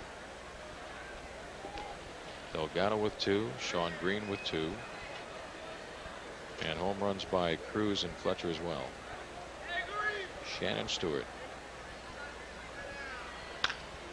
Bounce down the third base line at the bag. Russ Davis, tough play, toss across, will not be in time. It gets on by Segui, but backing up on the play is Rich Amaral, and that will be an infield base hit for Shannon Stewart. A guy like Shannon Stewart who can really fly and hits a ball down the third base line. Really, Russ Davis has no chance to throw him out on this play. Shannon Stewart, his whole key in his game really is to get on base. He can really run. 37 stolen bases so far this year. Has stolen bases at every level in the Blue Jay organization. Here's Sean Green, 2 for 4 with a couple of home runs and 4 runs batted in. Green now with 25 home runs. Ball 1. With all the moves they made at the deadline to reduce payroll, they really wanted to get this young trio playing together in the outfield right now in 1998. Even though this is definitely the lineup they're looking for to have in their next year. Line drive caught by Amaral, 1 away, and back to first goes Sean Green. Hard hit ball by Green, but right at Rich Amaral. Step to his left. 1 out, 1 away for designated hitter Jose Canseco. Rich Amaral can help you out in so many ways during the course of the season. He can play second base, he can play left field, he can help you out at first base, come off the bench and pinch hit, steal a base. Canseco is 0 for 2.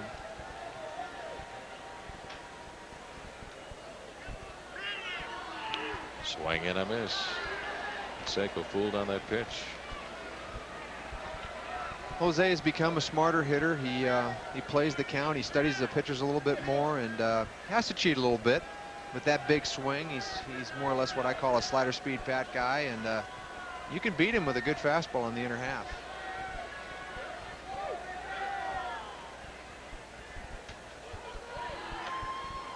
In the dirt, knocked down by Joe Oliver. 1 ball and 1 strike on Jose. Jose Paniagua out of the Dominican Republic, making his Mariner debut. Last year pitched with the Montreal Expos, was called up on August the 16th of last year, was 1-2 with the Expos in 9 games.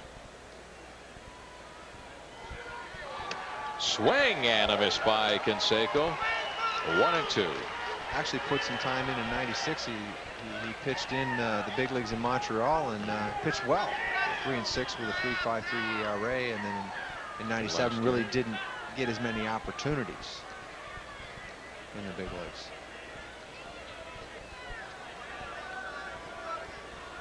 One on, 1 away for the Blue Jays. Jays lead 12-1. Fouled straight back. 1-2. Jose Canseco, the first 40-40 man in baseball with 40 steals and 40 home runs while he was with the Oakland A's. And he ran into a young Alex Rodriquez while A-Rod was still in high school, growing up down in Miami. And he took a look at Alex. He said, "You're also going to be a 40-40 man in baseball," when Alex was only 17 years of age. He told him that. And Alex is knocking on the door of becoming only the 3rd player. Swing and a miss by Canseco for strike 3. Paniagua strikes out Jose for the 2nd out of the inning for the Blue Jays. As we've seen already in this inning, Jose Paniagua possesses a way above average Major League fastball. Goes top shelf against Jose Canseco and just blows him away. 94-mile-an-hour fastball from Paniagua to strike out Canseco. Now he sizes up first baseman Carlos Delgado, who's done a lot of damage tonight with 2 hits, 2 home runs. Off the glove of the catcher Oliver, and down to second base goes S.Stewart on a pass ball. It's not an easy assignment for Joe Oliver, a guy like Paniagua he's never caught before, with a live arm. The ball's really moving. That was a sinker that just took off on him, and hadn't really thrown a ball that looked like that so far this inning. And it's really actually it's easy for something like that to happen, even to a veteran catcher. The ball really took off on Joe.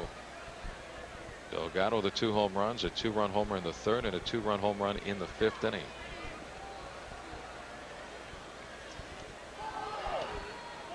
Sliders low and inside, ball 2, 2-0. Paniagua has a sinker, slider, and a splitter. Said before the ball game, he worked a couple of days ago. Fouled away behind home plate, 2-1. Certainly the Mariners have stumbled onto a plus arm. You really got to like his delivery and the kind of power he possesses. And it seems as if he's come right out and been very comfortable on the mound and had taken a real aggressive approach.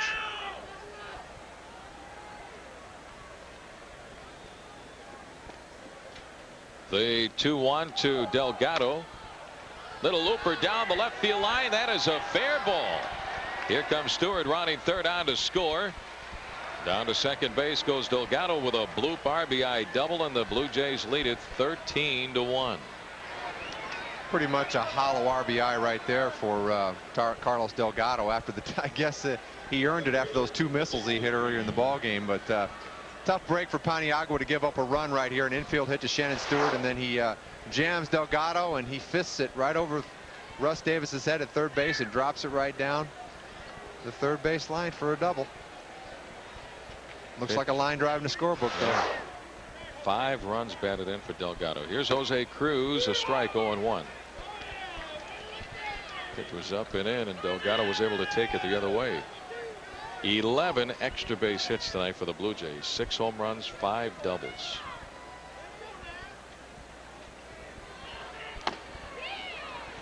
Ball 1-1-1. Cruz started the home run barrage with a solo home run to right field in the 2nd.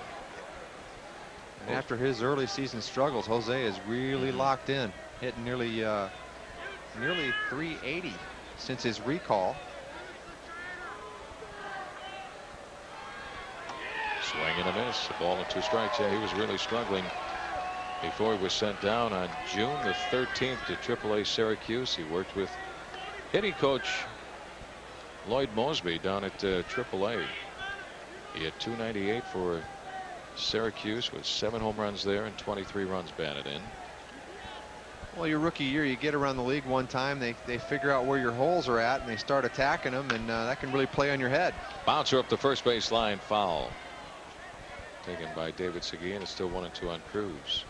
And they found that Jose was struggling with the breaking ball, and so they just threw him bucketfuls of breaking balls, and he really started to scuffle and needed to get down to AAA and regroup. And fortunately for him, he has a great work ethic, and of course I'm sure he learned that from his dad. But to have a guy like Lloyd Mosby, who's a terrific hitter in his own right, someone that could really understand what he was going through, and certainly has helped him a great deal. And Jose's back up and swinging the bat well. And now working with new hitting coach Sarge Matthews, Gary Matthews, the hitting coach for the Blue Jays, former Mariner. Sarge Matthews. 1-2 to Jose, fouled again up the first base side, still 1-2. I'll never forget the day when Matthews showed up. Became a Mariner some years ago, and he got to the ballpark about 5 o'clock in the afternoon, and the team was out there in left field stretching. Walked in from the outfield area in left field. When he walked in, he had his duffel bag, and everybody got up and saluted. Sarge, he could hit. Bounces in to Cruz, ball 2, 2 balls and 2 strikes. There he is, Gary Matthews. Sarge Had some good years with the Giants, also the Cubs. And the Philadelphia Phillies. And the Phillies, right. And his son is in the San Diego Padres organization, outfielder. Good guy. Hit a home run off the upper deck in left field against Boston's Al Nipper. Low and inside on Cruz, ball 3, 3-2. He got hold of a knuckleball and hit one off the facing of the 200 level and left. That was a different baseball they were playing with too, so that was a real long home run.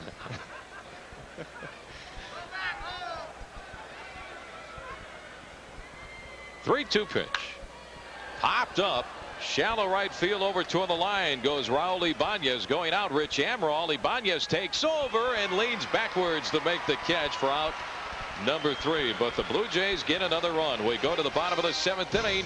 Blue Jays lead 13-1. The 7th inning stretch brought to you all season by today's manufactured homes. Nice day. Too high. Yeah, he's opening up his hips too soon. His timing's way off. I don't know why you keep working with this guy, Lou. Alex, I don't know. I just keep thinking there's something there. Geez, I think he's pretty good. Bad dancing, good baseball. The Seattle Mariners. You gotta love these guys.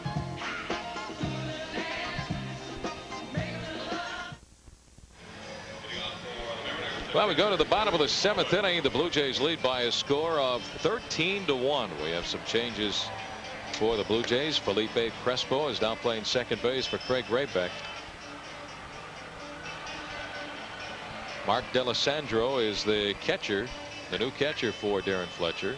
Mark Delisandro, and then the new pitcher is veteran right-hander Dave Steve. 11 games with the Blue Jays this year, 0-1 record and a 4.40 ERA. His amazing story continues. 4 years out of the league and now back into big leagues, and has thrown the ball very effectively. Still has that nasty, filthy slider that he throws. Joe Oliver leads it off, breaking ball at the knees for a strike, 0-1. Joe's been aboard twice with a double and a walk, and he scored the Mariners 1 run in the 5th inning. 13-1 Toronto. Swing and a miss. 0-2. That's the breaking ball I'm talking about right there. That short slider that he throws 3/4 is really tough to hang in there if you're a right-hand hitter. 1 ball and 2 strikes. The one thing that I really remember about this guy for years was that he always had good control. When he pitched, it was usually a quick ball game. He went right after people. Had great stuff, and like I said, a great competitive spirit, and pitched on some mediocre clubs and won a lot of ball games. Yeah, he missed out when the Blue Jays really started to get good later on in the 80s. Popped up center field. Jose Cruz is there, and Jose makes the catch. 1 away. Brings up left fielder Shane Monahan. Well, time now for tonight's Magnolia Moment, brought to you by Magnolia Hi-Fi. This drive into left center field. Shane Monahan with a diving catch to save a couple of runs, robbing Darren Fletcher of a base hit, and that's tonight's Magnolia Moment. And here he is, Shane Monahan, 0 for 1 with a walk and a strikeout. Saved a couple of runs with that catch. Shane has played very well in left field. I mean, he's really short up left field. We had some circus events out there when Glenn Allen Hill was playing left field, and Shane has really shored that area up. Chopped over the mound, charging Crespo, trying to barehand the ball, boots it. Monahan heading for second. That ball rolls all the way to the Mariners' third base dugout. Shane Monahan down at second. The ball started going out that way. Crespo bounces it the other way. It'll be a base hit for Shane Monahan and an error on Crespo that allows Monahan to take second base. Monahan chops this ball over the mound. It's a do-or-die play for Crespo. Comes in, tries to barehand it, and kicks it. And he soccers it right into the Mariner dugout. Tony Fernandez, a long run, trying to outrace the baseball. Looks like a corner kick coming up. So a single and an error. Monahan at second base. This is Rob Ducey batting in Joey Cora's spot. Ducey's first at bat of the ball game. Looks at ball one. Robbie hitting .234, 3 home runs, 18 runs batted in.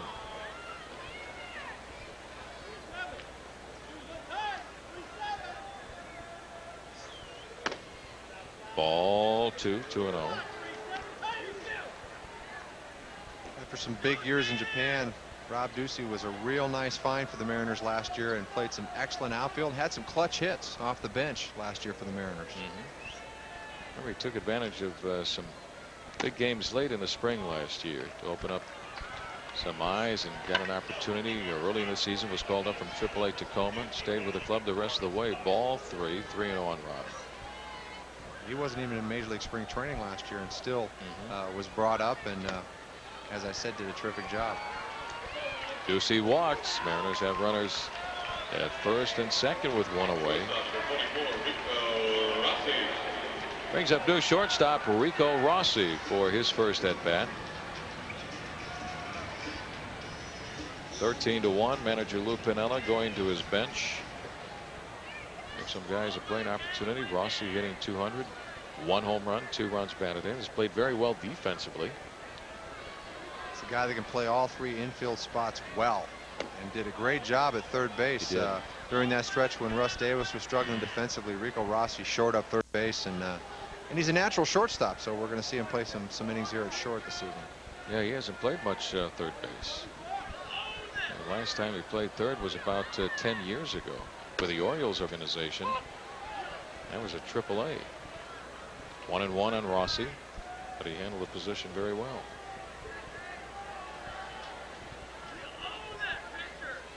Blue Jays took it to the Mariners very early in this ball game with 2 runs in the second on home runs by Cruz and Fletcher.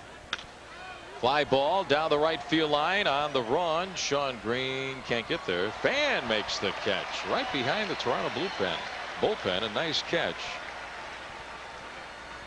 Way to go, kid. Nice grab. 1 and 2 on Rico Rossi. Hey, look at that. He got 2 souvenirs, that kid. You see that maybe happening in like old Cleveland Memorial Stadium where there was nobody in the ballpark, but in a relatively good sized crowd like this evening, you get 2 baseballs. That's pretty amazing. Swing and a miss by Rico. Tried to hold up, but he went after a pitch down and away. Strike 3, 2 outs. So Dave Steve with his first strikeout in relief. I meant to say Municipal Stadium in Cleveland. But that was a cavernous old ball. Oh, wow. You could have 20,000 people in there, it'd be empty. It held 80,000. You know, they packed them in on opening day, but then you didn't see anybody on the second day. Here's Raul Ibanez.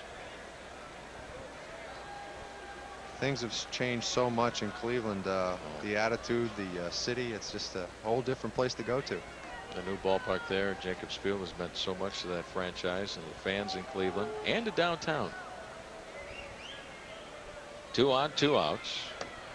Raul Ibanez. Ball 1. I would say that when I was playing in the early to mid 80s, that was the worst stop in the league. Had to be. It's not Nothing anymore. Going on downtown. Bad ballpark. Oh, there was. You just didn't want to be out there to get caught in the middle of it. Yeah. That stuff. Ground ball right side over Delgado to backhand it. The toss to Steve back at the bag, and it's in time to get Ibanez for out number 3. We go to the top of the 8th inning. The Blue Jays lead 13-1. Let's take a look at what's coming your way tonight on Fox Sports News following our game. For that, we take you to the Fox Network Center. Gillette presents this Fox Sports News. To your Northwest Dodge Dealers Mariners trivia. On the pregame show, we posed the question as a crossword puzzle. Remember the 5-letter word, the first entry in the baseball encyclopedia? Well, Hank Aaron. Tonight's winner, Jeremy Muck. Watch Mariners warm up Friday for more baseball trivia. Hank Aaron, the all-time career leader in home runs with 755.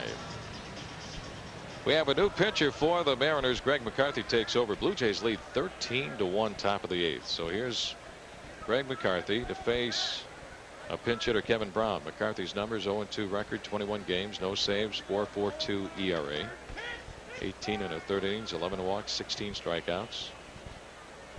Kevin Brown leads it off, pinch hitting for Tony Fernandez. Strike one called. Kevin Brown was acquired from Texas back in the middle of March for reliever Tim Crabtree, and is a right-hand hitting catcher with some power. 1 ball and 1 strike on Brown. 1997 in Oklahoma City, hit 19 home runs.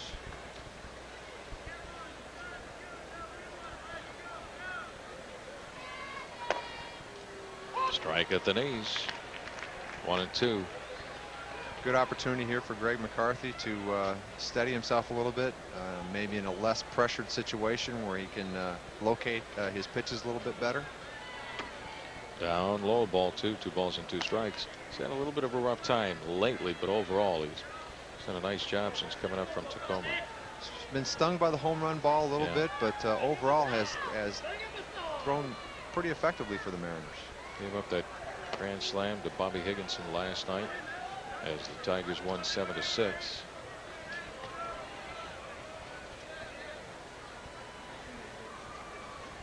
Goes the 3 and 2 on Kevin Brown.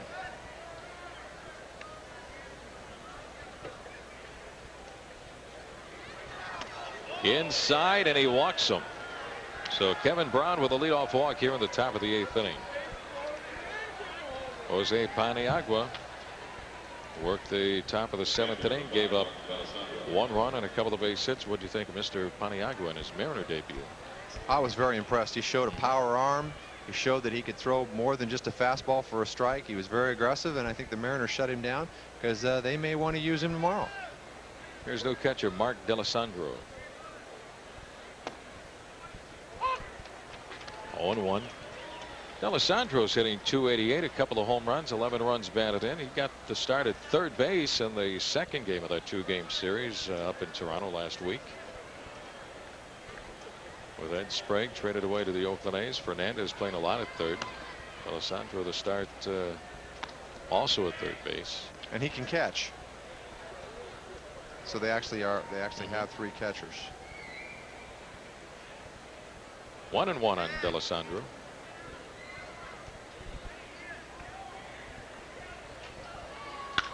Ground ball, base hit into right field. That'll send Brown to second. Up with the ball is Ibanez. The Blue Jays have runners at first and second with nobody out. And what a night offensively for the Blue Jays. 13 runs on 18 hits, 6 home runs. Certainly hitting has been very contagious this evening. Here's Felipe Crespo, the new second baseman, batting .254, no home runs and 12 runs batted in.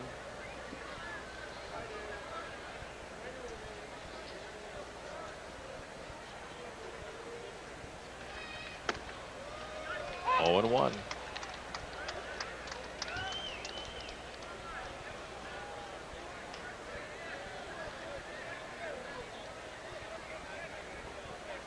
Ken Cloud started the ball game tonight, went 2+ innings, followed by Bob Wells, Bobby Ayala, Jose Paniagua, and now Greg McCarthy. Ball 1, 1-1. I think one of the keys for Greg right now is that he has a tendency to get under the baseball. When you throw sidearm, even though you're dropping down your arm angle, you've got to keep your wrist up, and that's what he doesn't do at times, and that's why that ball sails in on that side of the plate where he's been hurt. Fly ball to straightaway center field and deep. Rob Ducey going back to the wall. Gone. Goodbye baseball.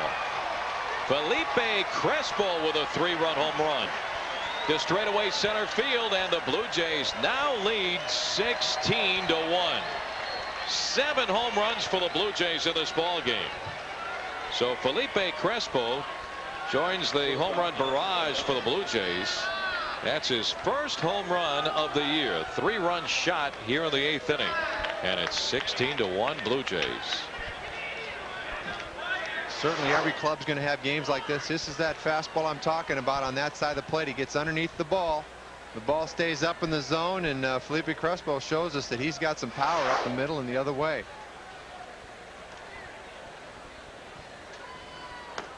Alex Gonzalez, ball 1. So 3 runs are in, nobody out. 8th inning. Gonzalez 1 for 4 with a single and a run scored. The only Blue Jay without a hit tonight is Jose Canseco. He was 0 for 3 with a couple of strikeouts.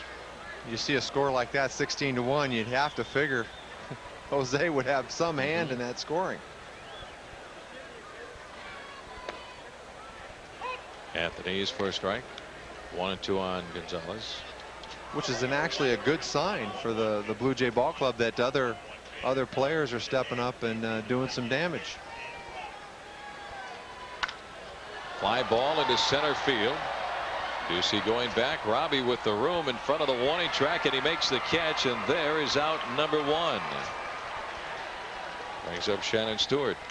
Well, coming out to the Kingdome this Sunday afternoon at 1:35 as the Mariners take on the Chicago White Sox, and the first 20,000 fans receive an Alex Rodriguez poster courtesy of Eagle Hardware and Garden. This full-color poster is the 5th of 6 Mariner posters that fit together to form a Mariners heavy hitters montage. Good seats are still available. For tickets, call 622-HITS. 0-1 on Stewart. Long night for the Mariners tonight. Opening game of the short 2-game series against Toronto. Stewart is 3 for 4. Has scored 4 times. 16 runs. 19 hits for the Blue Jays.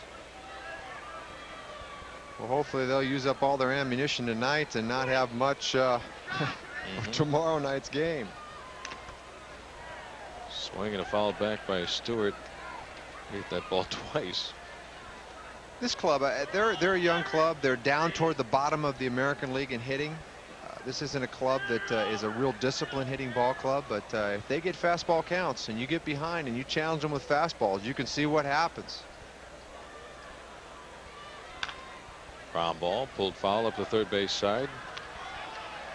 Good change up there by Greg McCarthy, a pitch that probably doesn't get enough chances to use as he comes in and faces mostly left-handed hitters.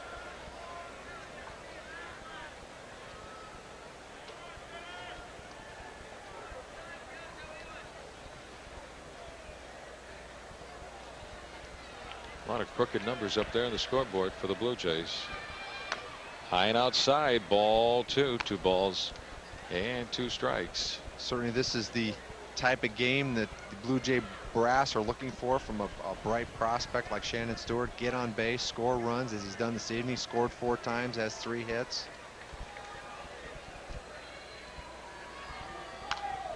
Fouled away. Still 2-2. As you can see, though, he wants to hit, and sometimes that can play against you as a leadoff hitter. You like to have guys that are aggressive, but that ball was way out of the strike zone. The time of the year where ball clubs and GMs have a chance to check swing, foul tip. It's in the glove of the catcher, Joe Oliver, for strike 3. So 2 outs for the Blue Jays here in the top of the 8th inning. Time of the year where GMs have a chance to take a look at some of the young kids and formulate their plans on how the team is going to look the following season, what they have to do to get better. And as much as I've been impressed with Shannon Stewart, he does not seem to me to be a prototypical leadoff hitter, particularly in a club. If you expect your club to win, I don't think he's the kind of guy you want in the leadoff slot, even though he can run. He doesn't have the discipline. Sean Green takes low and inside, ball 1. I'll tell you, one guy who's like that is Brian Hunter of the Tigers. He was really searching when he was in here. He was really struggling. They changed his swing a great deal and having a hard time making those adjustments. This young man's made some nice adjustments, getting better and better. Hit 5 home runs this year off left-handed pitching. Done some major damage this evening in tonight's ball game. 2 home runs. Already has 25 home runs this year. Good numbers in that number 2 spot. Fouled away on the first base side, 1-2. Sean Green tonight, 2 for 5, 2 home runs. Delgado, 3 for 5, 2 home runs, 5 runs batted in. Graybeck, 3 for 4 with a run scored. Big nights from these 3 guys. In the dirt, ball 2. 2-2 on Green. A wonderful combination of speed and power. Has over 20 stolen bases to go with those 25 home runs.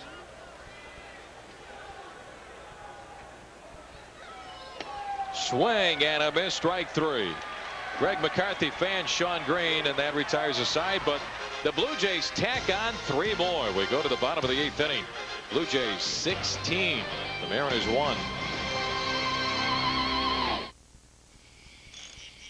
Heavy D, take a look at Darren Erstad extending, robbing Brian Hunter a second look coming your way as he extends himself. Anaheim getting the victory 2-zip. Back to the good times at the Dome. Well, here we go to the bottom of the 8th inning. Blue Jays now lead by a score of 16-1. The new third baseman for the Blue Jays, Mark D'Alessandro, he was catching last inning. And now catching is Kevin Brown. So a few changes for the Blue Jays. Edgar Martinez will lead off the bottom of the 8th inning against Dave Steve. Breaking ball for a strike.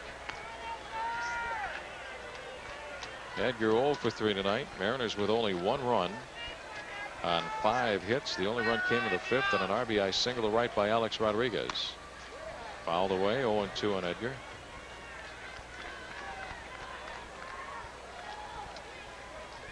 Dave Steve said he wants to stick around next year and pitch for somebody.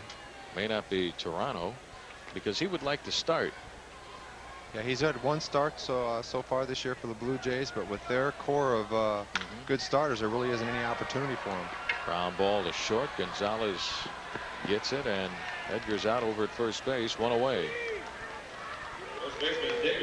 Brings up first baseman David Segui. All Blue Jays tonight, 16 runs on 19 hits. Certainly Dave Steve has shown us that he still has that good breaking ball, both curveball and slider. It'd just be a matter of his durability and his ability to use his fastball on both sides of the plate. Here's David Segui, 1 for 3. And you have to wonder, Bill, how many guys have sat out 4.5 years like Steve. I mean, he was retired 4.5 years to come back and pitch in the big leagues. And in talking to him, he didn't do that much throwing. He threw to his kids' little league team and a couple of fantasy league type situations, but those were few and far between. I was talking to him in the clubhouse in Toronto last week. He said, "You're 41 years of age. Do you still want to keep pitching?" He says, "You know what, Rick? I don't feel 41." And that's the key. Well, he's in great shape. In talking to other Toronto players, I mean, he's in great shape. He can really run, and he's taking good care of himself. And actually, the time off has allowed some elbow tendonitis, which forced him out of the game, to subside. Now he feels pretty good. Segui bounces out to the second baseman, Felipe Crespo. So 2 outs for the Mariners here in the 8th inning. Brings up new second baseman Rich Amaral batting in Jay Buhner's spot. Rich's first at bat in the ball game. He's hitting .285, 1 home run and 4 runs batted in. Tomorrow night, final game of the brief series. Inside, and that hits Amaral on the back. Certainly not by intent. Here's a look at tomorrow's starters. Billy Swift against the Rocket Man, Roger Clemens. Billy 10-6. Clemens 14-6. What a year for Billy. Terrific year, 10 wins in that number 5 slot. He's really regained his abilities just by being healthy. Billy Swift has been a great surprise this year. Ball 1 on third baseman Russ Davis.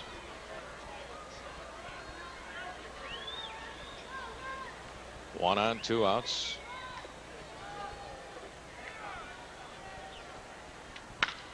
Fly ball into center field. Back on it, Jose Cruz off the wall. Here comes Amaral running third. Richie will score. It's now the Blue Jays 16 and the Mariners 2. An RBI double by Russ Davis with 2 outs here in the bottom of the 8th inning.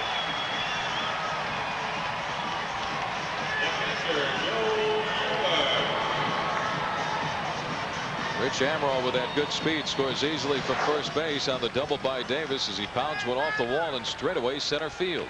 It's an example of what has made Russ Davis such a good RBI producer is his ability to go up the middle of the field. As you recall, he was hooking everything when he first became a Mariner, and now he's learned to go the other way and up the middle, and it's made him a much better hitter. Joe Oliver, curveball down low, ball one.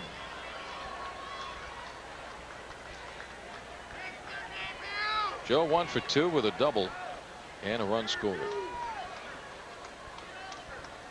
Blue Jays lead 16-2.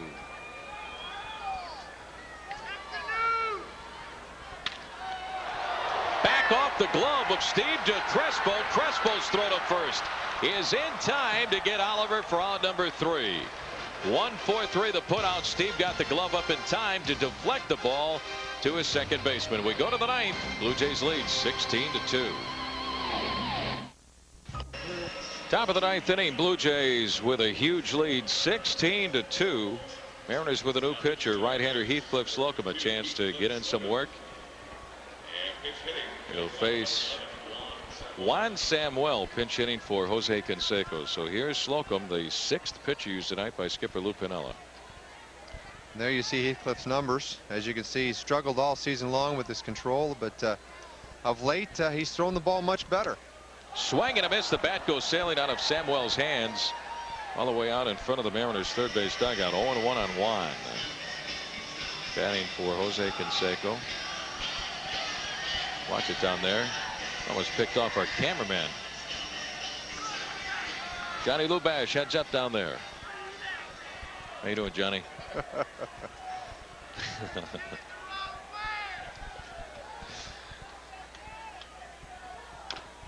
Fouled away.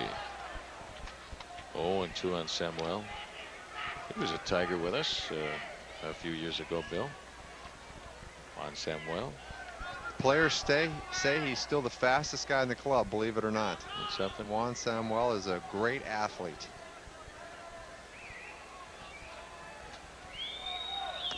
Swing and a miss for strike 3. So Heathcliff Slocum strikes out Juan Samuel. 1 out for the Jays here in the ninth inning.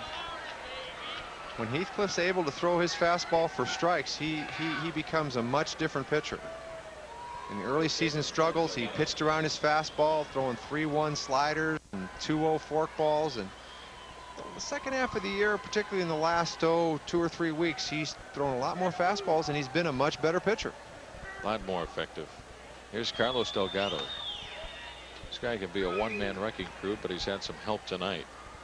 He has 2 home runs, a double, 3 for 5, 5 runs batted in, fouls it back. And the count is 1-1 on Delgado. Delgado nearly 90 RBIs and missed basically the first month of the season after recovering from a torn labrum in his right shoulder. Popped up. On the run, Russ Davis. Maybe a play. Slides and he makes the catch. Nice effort by Russ Davis. Still hustling late in the ballgame. You love to see that. What a play. So 2 outs for the Blue Jays here in the ninth inning. We get a chance to look at it one more time. Russ hustles over, uses that sliding technique to protect himself against the wall, and makes a nice play. Pop-up slide off the artificial surface. So 2 outs for the Blue Jays. It was that Good type hustle. of play a couple of years ago where Russ fractured his ankle in Kansas City. Isn't that correct? Yeah, slid on that rubberized surface of the warning track. Swing and a miss by Jose Cruz, 0-1, and then rolled over that ankle and broke it, tore the ligaments. And badly. was up. Oh my goodness. Came back last year. Jose 2 for 5 with a single and a home run. Bounces 1 foul. 0-2. Heathcliff is getting it and bringing it. 94, 95 miles an hour. He's throwing it by these Blue Jay hitters. Jose hit the first of 7 home runs in this game for the Blue Jays.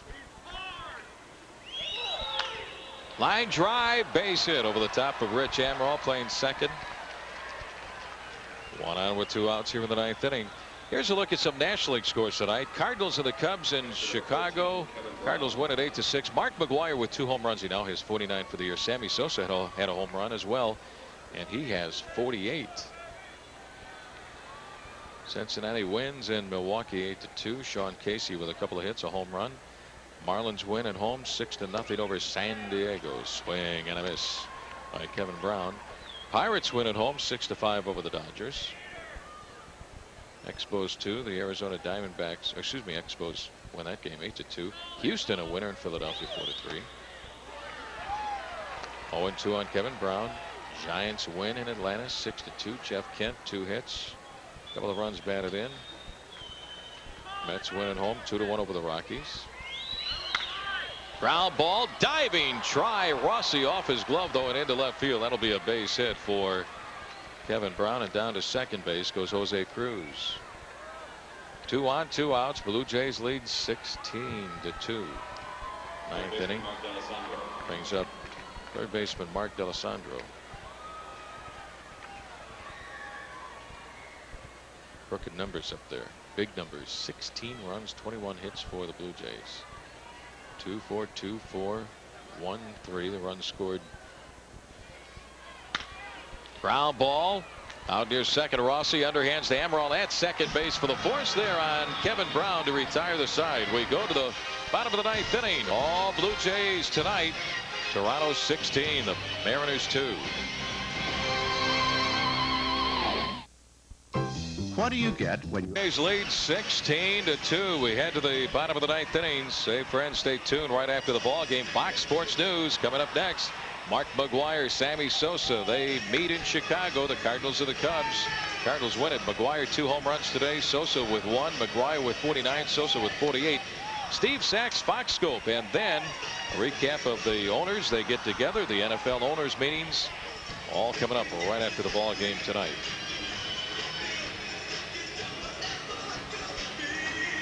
Shane Monahan will lead off the bottom of the ninth inning, followed by Rob Ducey and then Rico Rossi against Dave Steve. Steve, his third inning of relief. Pat Hinkin started the ball game, the recipient of the early offense. He went 5 innings. He'll pick up his 11th win of the year. Shane Monahan 1 for 2, has played very well tonight. Been aboard twice with a walk and a single. He has also struck out, made a great catch out in left center field to save 2 runs. Fouled back 0-1 on a ball hit by Darren Fletcher into the gap in left center. Monahan went diving and an outstanding catch inside. Ball 1 ball and 1 strike. Shane and hitting coach Jesse Barfield have worked very hard. They're trying to get Shane to keep his weight on his back leg and use his legs a little bit more in his hitting stroke. Fly ball into center field. Jose Cruz is there, and he makes the catch, 1 away. Time now for Al's Auto Supply presents Whatever It Takes. Great efforts in Mariner baseball. How about this one last night by Alex Rodriguez? 5 at bats, 5 hits, 5 for 5 with a double. His first time up, 3 singles, and then another double. His last time up, Alex Rodriguez 5 for 5 to tie Mariner club record for a 9-inning game.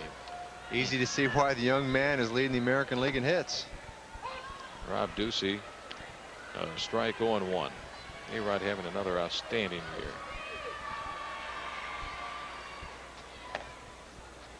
0-2 on Ducey. A-Rod 2 years ago had that phenomenal season, his first full year in the big leagues, and should have been the MVP, but came up short in the voting to Juan Gonzalez of Texas.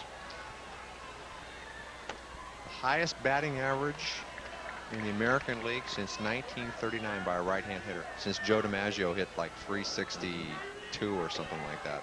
A-Rod that year hit 358. Ball 2, 2 balls and 2 strikes. Home runs, RBIs, did it all at shortstop, which is just phenomenal. That's the toughest position on the field to play. Ducey pops it up out near the mound. Everybody converging. Crespo and Delgado. Delgado makes the catch for out number 2. That'll bring up shortstop Rico Rossi. Well, time now for tonight's Discover Card Player of the Game, and there he is, Carlos Delgado of the Blue Jays, 3 for 6. With a couple of home runs and 5 runs batted in. And Bill Kruger, I mean, they were shots. Oh, they're screamers. Guy's been serious poison in the Mariners this year. Rico Rossi fouls away a pitch, 0-1.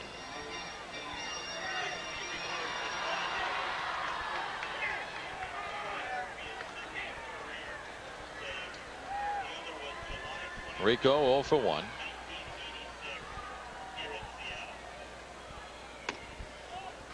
Sliders up high, ball 1, 1 ball and 1 strike. Billy Swift against the Rocket Man, Roger Clemens, tomorrow night. Game time is 7:05. On a hop, deep at short, Gonzalez. The off-balance throw, and it's in time to get Rossi for out number 3, and the ball game is over. The Blue Jays win Game 1 tonight. A final score of 16-2. Look at those totals. Blue Jays 16 runs on 21 base hits, and the Blue Jays had 7 home runs along the way. Bill, the Blue Jays took it to the Mariners early in this ball game and then continued to play add-on, and they win 16-2. Free swinging club had it going tonight, and fortunately momentum is tomorrow's starting pitcher, but then again tomorrow's starting pitcher for the Blue Jays is Roger Clemens, so the Mariners will have their hands full tomorrow. 7 home runs in the ball game for the Blue Jays, and here's a look at the home run barrage in the top half of the second. Jose Cruz got things going for Toronto, a solo home run to right center field. For Jose, his 6th home run of the season, 1-0 Toronto. And then Darren Fletcher with a home run in the second, his 7th home run of the year. 2-0 Blue Jays. In the 3rd inning, Sean Green. Well, this is Delgado with a 2-run shot. Green had a 2-run home run in that, in his 1st home run of the year. Kenny Cloud really struggled early in the ball game. These kind of games are going to happen. They happen to the best pitchers. And really needed to go in this ball game. Gave up only 4 hits and 1 run. He threw the ball well. Year for the Mariners, 10-6. Clemens, 4 Cy Young awards. Hey, tomorrow night a brand new ball game. The Mariners will try to even things up. All Toronto tonight. They win at a final score of 16-2. Henkin the win. He's 11-9. Cloud the loss. Now 7-9 on the year. That wraps it up tonight from the Kingdom. For Dave Niehaus, Ron Fairley, Bill Kruger, I'm Rick Riz saying so long, everybody. We'll see you tomorrow.